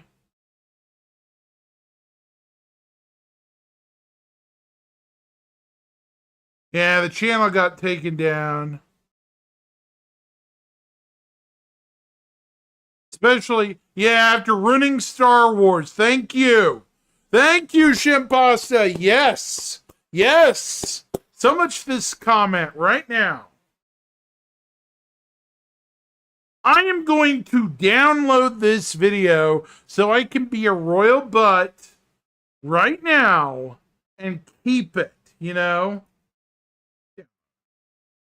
I advise everybody to download Because you know how people will never ever understand. They hate the idea of fun. I really hate. I despise it. DG's laughing or joking thing. Yeah, it's funny.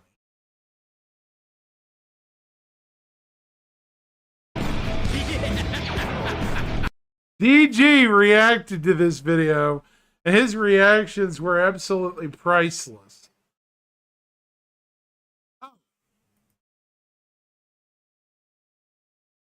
If you guys don't know who DG360 is, he's a awesome streamer. I've talked to him a couple of times. Not been on him before, but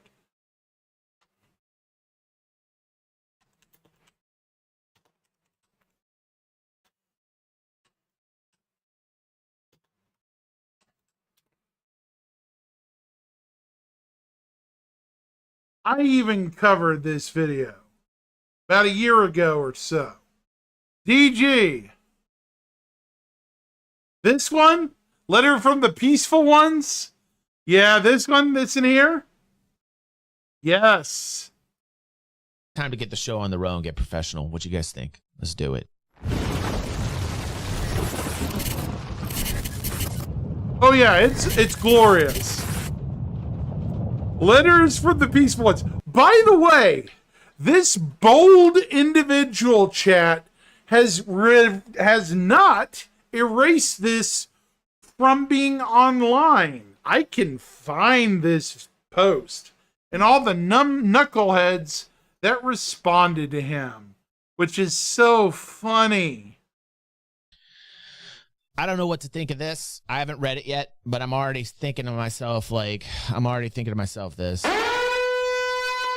Warning, incoming salad vibes. I'm also thinking this.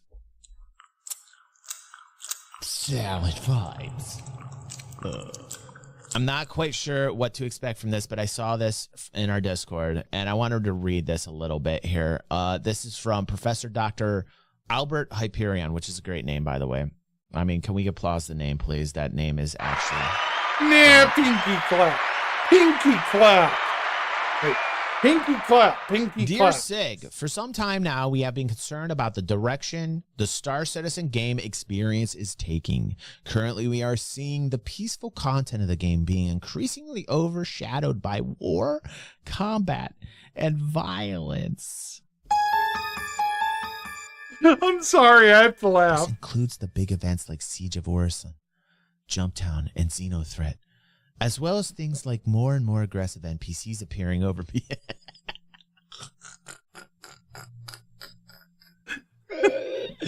is a great joke. This is pretty funny, actually. This is a joke. Hey, pause this comment. High professional. War never changes. This has to be a joke. As well as things like more and more aggressive NPCs appearing over peaceful outposts and spoiling the fun for small players with simple package deliveries. I love you too, Wazzy. For some time now. Oh wait, there are Oh my enough God, places. this Sorry, Wazzy entire... got me off track. Every time Wazzy tells me that he loves me, I gotta throw an I love you back. There are enough places in the verse where fighting is allowed and should be done. Apart from the events mentioned above, there are Korea, Grim Hex, Abandoned Outpost, soon Pyro. That's okay, but please give the peaceful players more security outside these places. This is a joke, right? There is no absolute security. That's understandable, but you shouldn't be attacked every few hours either. If you want to travel peacefully, even been jumped the voice I'm hearing in in my like head. 3 I'm sorry if years, it's offending folks. some people, but this is just who I am. So if you don't like it, change it. Change me. Take me on off the video. your screen. I'm on line. This is how I'm imagining this voice right now. Star Citizen has so far not given the impression that it is just another shooter game, even if it is emphasized again and again. That is And some of the primarily about tests, responses to this especially video Squadron are 42, like, and a lot of oh things my are still God, did changing these and people shifting. get An appropriate bad balance because they should be didn't strived get the for last now. Pringle? I like that. I like I mean, seriously. I hope this is not. Is this serious? Is this serious? Like, I'm starting to worry. I'm losing the joke here. Like, I'm feeling like it's not a joke anymore, and this guy's serious. But I'm going to say it's still a joke. Right? Oh, my goodness. In order not to exclude and scare away the peaceful players already in the current early phase of Star Citizen. But that is exactly I'm what not is going to happening at the lie. moment. This Peaceful letter players- made me like, sad. All of a sudden, the to joke stopped. read. The joke... Shit.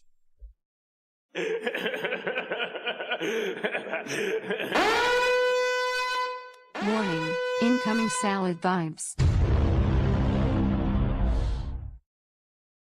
What am I reading here? Did this stop being a joke and just start getting serious? I don't know. Please tell me this is a joke. I mean, the guy's name is Professor Dr. Albert Hyperion. Come on, it's got to be a joke. I'm staying in it.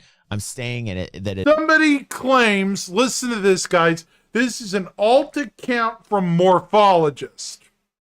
Hold on a second with that thought for a second. Chat, come here. Come here.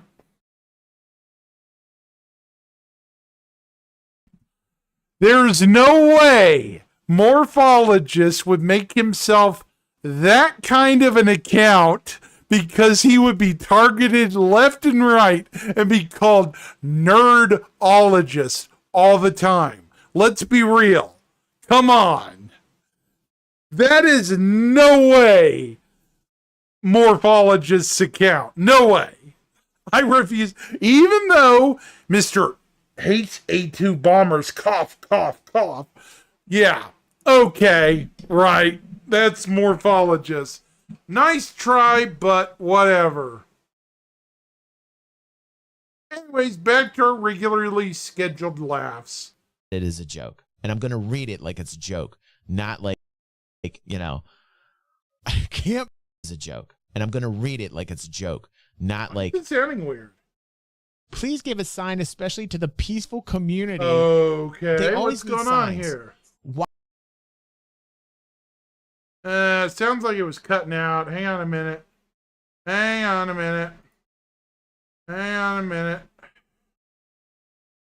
Why do people who listen, there are plenty of games where you can relax and chill. In fact, Star Citizen is one of them. It's not that dangerous. I mean, Animal I know people Crossing, are really scared about this danger element. Something else. And oh my Name god, you might stuff, meet another Shimpasta. actual gamer. Oh my god. You might actually meet a real player. Do they freak out? Do they have panic attacks if they see another gamer around them? What is going on here? This is ridiculous, man. Have we become that fragile as a species, or as perhaps as a nation? Perhaps it's a national thing. Perhaps we have just gotten weak as a nation. I can't imagine this is a global thing. This has to be right here in the heart of America. This kind of No Man's Sky can be pretty a weird dangerous. thing. I'm thinking it's a weird thing. I'm thinking like it's an MMO. It's Farmville designed to be or one. It might not be something. one yet. 100 player. You know? Crap. We could have a debate all day long about if it's an MMO or not. I'm not going to get into that conversation. But I'm telling you, please, for the love of God, let this be a joke. Please let this be a joke. I don't think it is, because here's a few more suggestions down here. I can't do this. Warning, incoming salad vibes. I can't do this anymore. Are we serious, people? There are plenty of places you can go to in Star Citizen and relax. Trust me. There are plenty of places in one solar system, by the way, mind you. For now. It's hilarious because, there's a lot of giddy up, space dude. there. What's up? And there's a lot of peace there. I feel so bad for DG having to read this. These types of things make me scared for humanity. The fact he's having to read this plenty is of games out giving him a there headache. including Star Citizen. You can find the peaceful content. There's 90% of the shit is peaceful content. And I'm including including the PvE missioning grind in that. It's peaceful. It's peaceful. It's peace mode. Grinding against that AI is peace. It's peaceful mode. Level of difficulty 0. You understand? It's peaceful. PvE grinding, peaceful. 90% of places, Star Citizen, peaceful. 10% of danger. 10%. Don't cut it down anymore. I will go after people. I will literally start to get rabid and foam at the mouth. We only have 10%. We are the 10% club. Don't cut it down any further. We've taken it down. Don't cut it down anymore. I will literally foam at the mouth and bite you. I will bite you. I will fucking bite him, Pepe. I will bite Dr. Albert Hyperion. I will bite you. He's going to take offense to that. Yes, he is. Warning, incoming salad vibes. And I'm outgoing the door. I'm outgoing the door on this one. I cannot read it anymore. I can't read it anymore. Honestly, that video made me lose a little faith in the fan base just a bit. Oh my God. It was one of those posts where you're like, what exactly in the blue heck am I reading, folks? You know, normally I don't complain, but whoo boy, that was a rough read. And if you go, and for those curious, yes, that post is still up and available 2 years later, folks. I kid you not. If you're curious and doubt me, let me show you. We're going to go with all communities and search Letter from the Peaceful Players.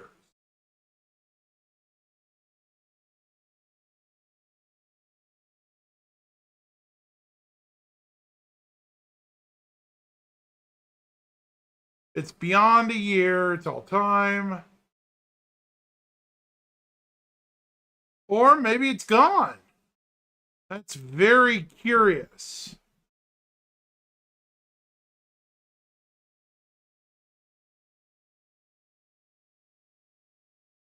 Huh.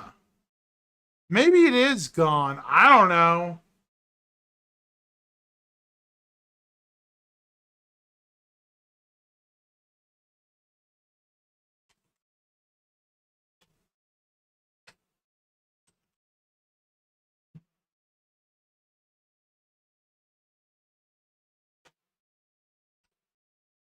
Huh?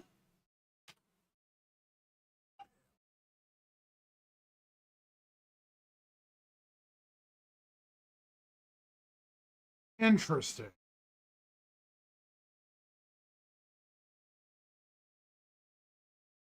Okay, we're going to go to Star Citizen. Oh. So it's Professor.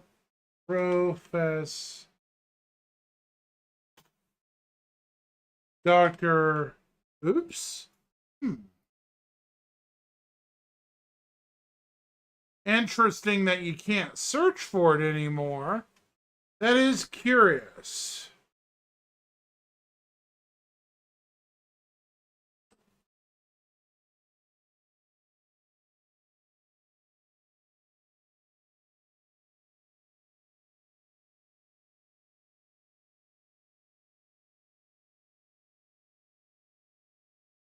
Found it! Oh my gosh. It still exists, folks. Look at this. This, I don't normally make fun of people, but man, I want to kick. Okay. Whoever's bright idea this is to write, it's been dead for about a year, but I want to show someone some disturbing things. So many likes, so many hearts, so many supports and thumbs up. Peace. Me with a Picard thumbs up and a thumb down. Yeah, laughing, clown, poop. Yeah. Here's my comment. How is this even a post? Right, Chimpasta? Look at this. How is this even a post? You want to be peaceful hippie? world go to play Elite Dangerous. I love that comment.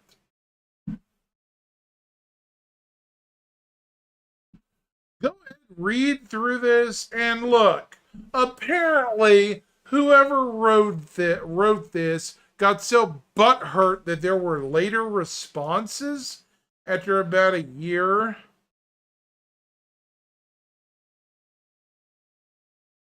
That they decided to lock it down so nobody else would get their point across. Are you kidding me, CIG? We were giving this individual constructive criticisms. Seriously. If you're going to be brave enough to post something like this, you should be able to take criticism, folks. Sorry. You know? But yeah, go ahead, look it up from this guy. I don't even know where he's from. Says he works for the Scientific Union, a mid-sized organization, 216 players. So please leave him alone in the verse unless you really feel like giving him a hello. I don't advise pirating, though. That is not cool. You do it on your own time.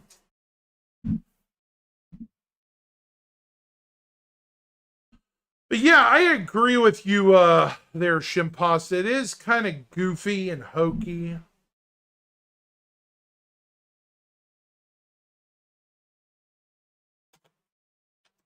That is the truest statement I've heard in a while, Shimpasta.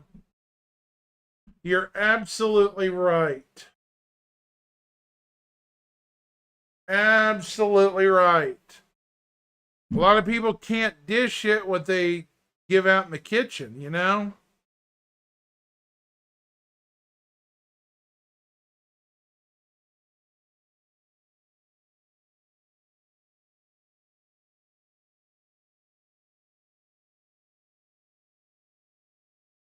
It's unfortunate when people act that way, too.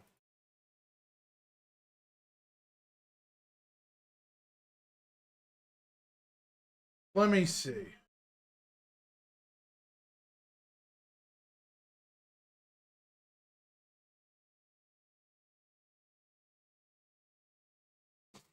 Ah.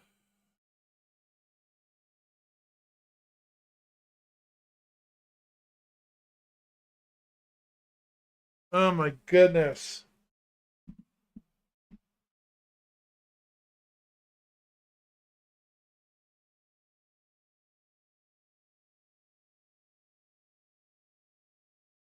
Hold on just a second. By the way, they changed the look of Pyro 4. Pyro 4 is a much better looking planet now.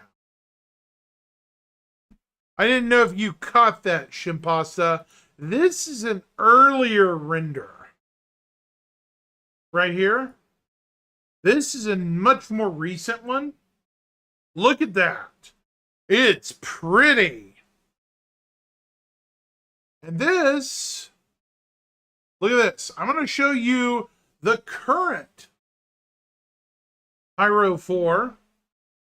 It is in the Music of Pyro video. I'm going to ask you the easiest question. We're going to watch this one more time now that I have viewers. Music for me, since I was very young, is like breathing. It's been a good friend over many years. I couldn't imagine myself living without creating music. It's just extremely important to me.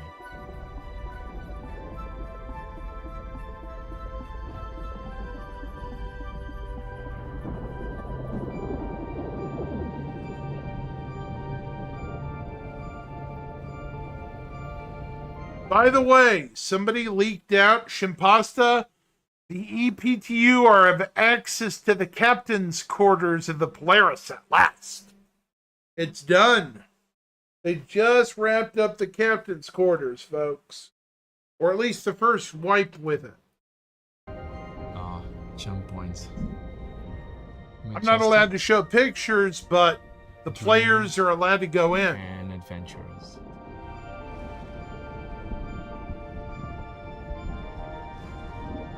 I was seeing the concept art, the very first concept art, for quite a long time, and it was very special. It was not just like a click and you're there.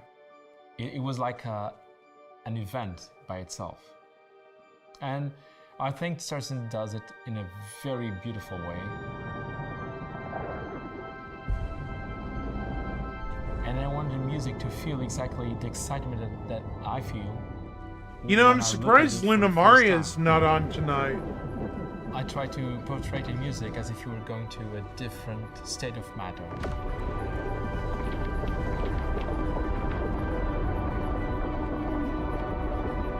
When you're in the jump point, the music becomes suddenly more synthetic and more the synths take over the orchestra.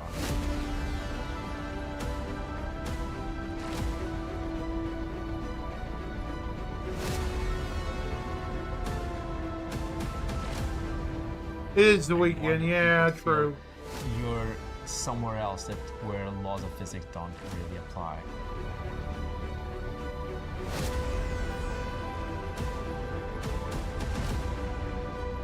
Since I was a kid, I really loved hearing CDs of the old classics. I hear from ya. Beethoven, etc., but also from synth.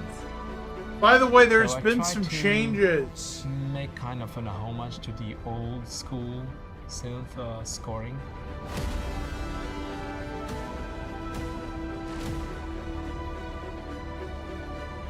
Pyro 1's clouds It move. just made sense to use that on Yes. the jump point. Let me Make show it you. very whole.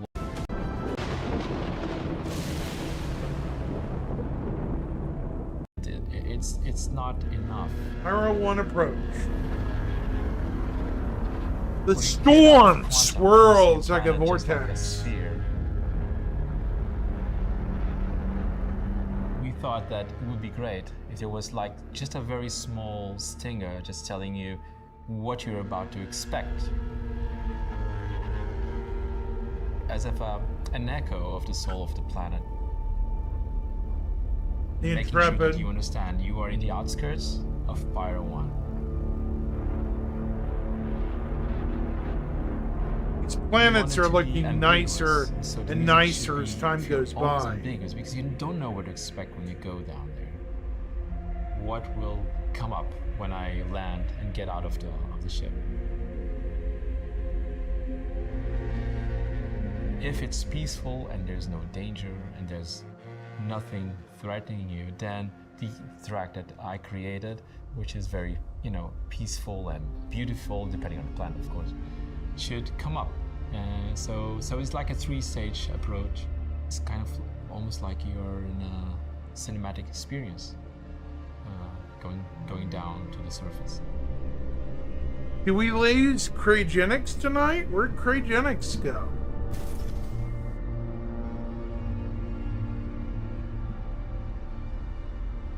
When I saw Pyro 3 for the first time, I thought it was absolutely beautiful. There's Pyro 3. I really loved it. It's kind of strange, right? That you are in a supposedly dangerous system with such beautiful planets.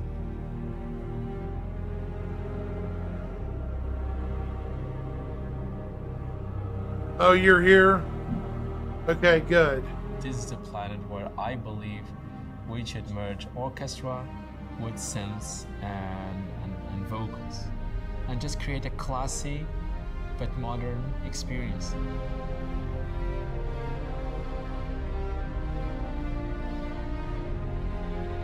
There's some eerie sounds in it, but everything very subtle.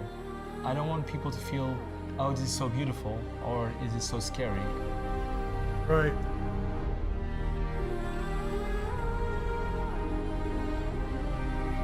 And then eventually the music may come into them.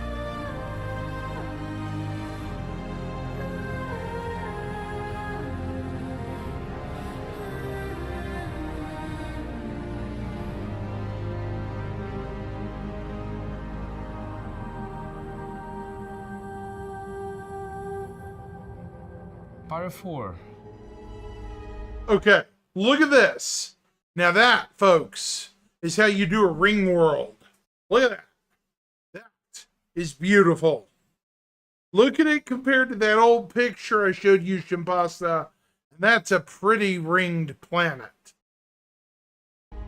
Pyro 4 is a bit more alien. Beautiful. And free. I want people to feel slightly uneasy, but still admire the beauty of Pyro 4. And make sure people understand we are in a very alien world. The way I did it was very smooth orchestra, very simple, and just trying to give players like a cathartic experience. Just be there and admire the art that was done for that world.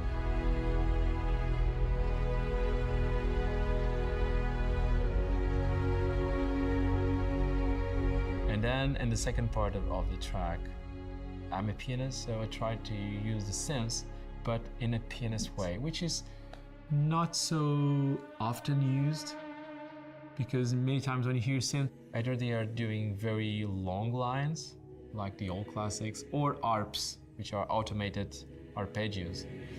And I try to do it just freely, without any tempo. Just me playing the synth. I love the results.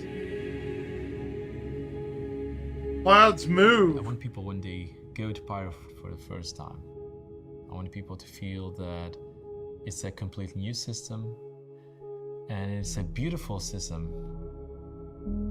Look at the It's clouds in probably Pyro 4, some they of the move. best art I've seen for a planet in any game. I wanted it to be experienced.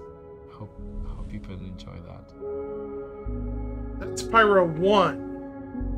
See, the storm moves. Music just to be a companion to your adventures in this new That system. storm's going to be a problem. So what we learned this week? Well, that depends.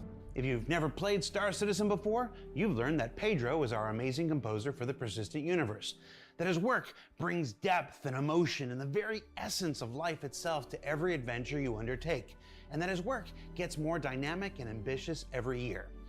If you have played Star Citizen before, well, I'll put it this way, guys. I cannot wait to see Pedro's work on Castra, Magnus, and Terra.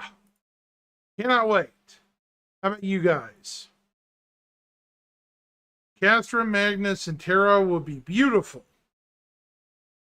And hopefully sound good too.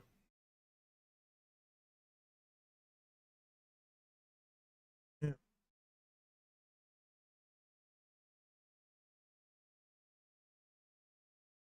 You've known all this after playing for the first 5 minutes, and we're just here to show some appreciation to the maestro. For Inside Star Citizen, I'm Jared Huckabee. It does get a Thanks little for letting us redundant share here in the people and same process music, of game doesn't it? development with you, and we'll see you all here next week.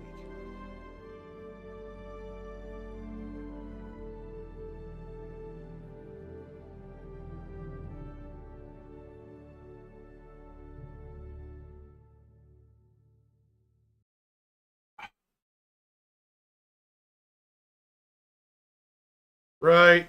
Here in about 20 to 30 minutes. I don't know how long I'm going to be on tonight. I want to catch the 10 o'clock news. Don't forget, guys, I have a Bar Citizen tomorrow. So I'm glad you guys at least could show up and hang out. But I'll be on for at least another 17 minutes. I got to get a glass of water real quick, though. Oh, I'm not leaving yet, but it's going to be soon. You know, soon.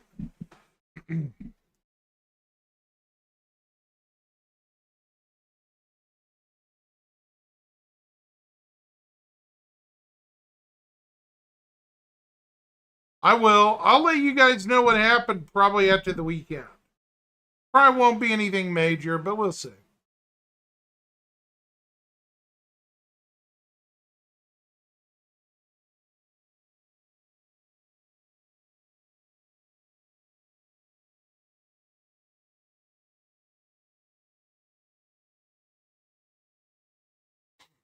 I will be right back. Yep, lurk mode is good. But yeah, before you leave, Shimpasta, from what I understand, the best I've heard is that the EPTU is about to move to either round 2 or round 3. That's all I keep hearing lately from the chats. So hopefully, wave 3, because I want to play these planets and visit so badly. You know, chat. Everyone wants to visit Pyro, and everyone wants to leave Stanton behind.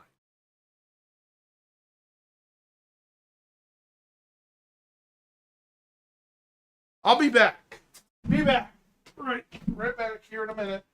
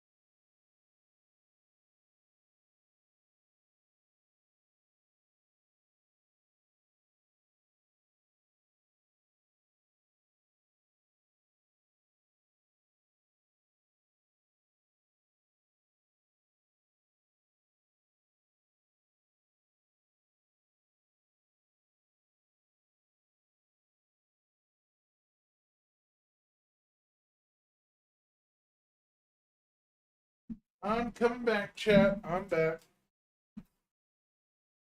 Howdy, howdy.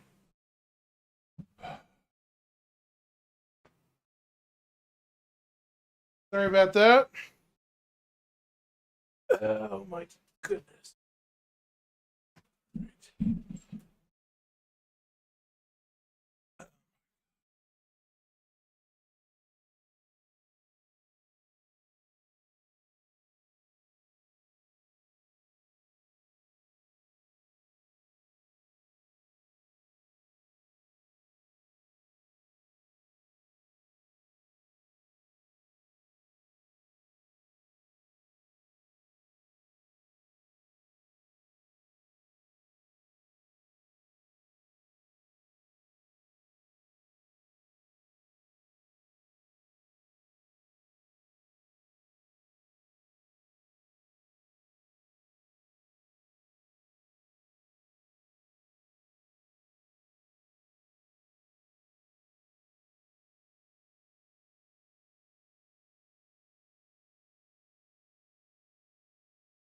We go.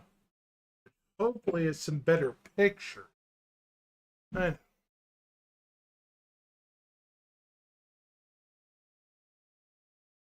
Oh, right. Before I let you all go for the night, When do you think Luminalia will happen? Will it be next week, chat? Luminalia? It should be, I think. You know, Luminalia should be next week.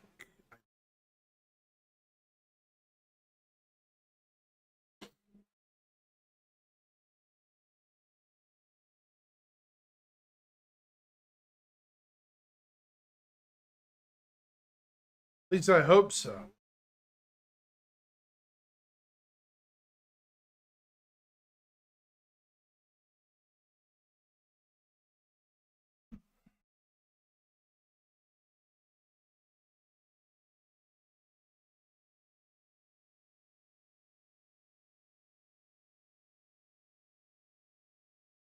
But yeah, I mean,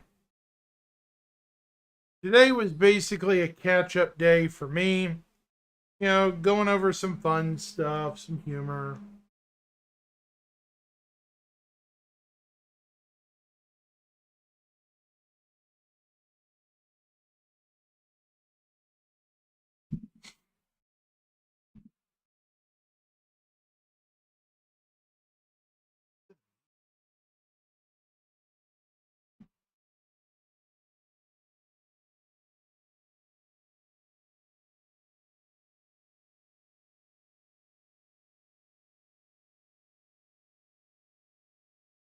Hmm.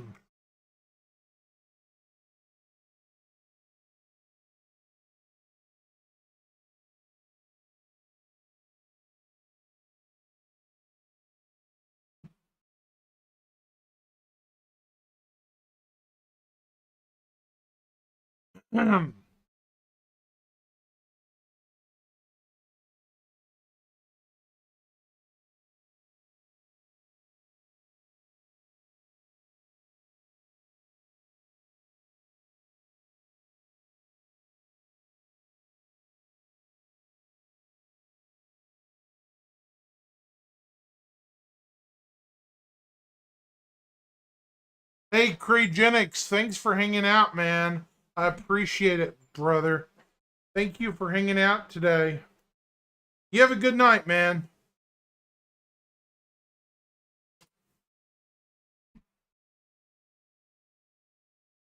Thanks for hanging out and having fun with us.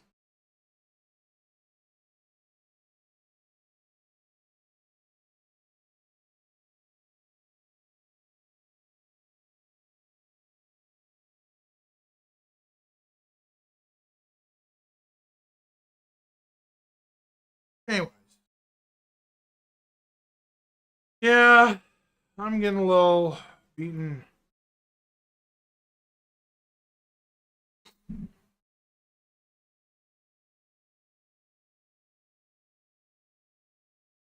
Hey, Steve. Saw you pop in. I don't know how much longer I'm going to be on tonight. I hope you're doing well.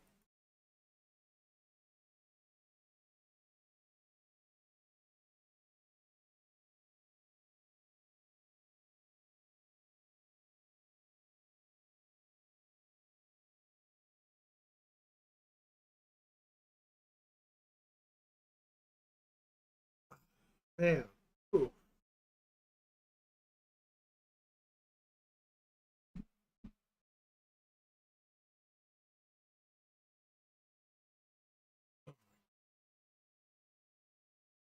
Kind of hot.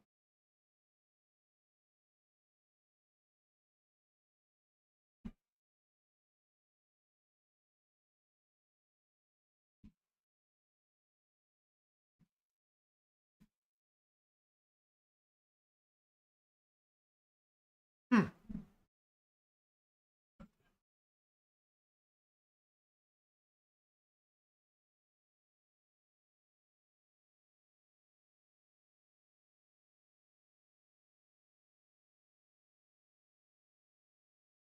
Unfortunately, chat, I got to get off here. I have a event that I need to prepare for tomorrow night. So I'm going to get off and chill for a bit because tomorrow is all business. So I gotta get some sleep here in a few hours, so I'm going to raid somebody who's up. Whoever's still playing. Or around. Who we got?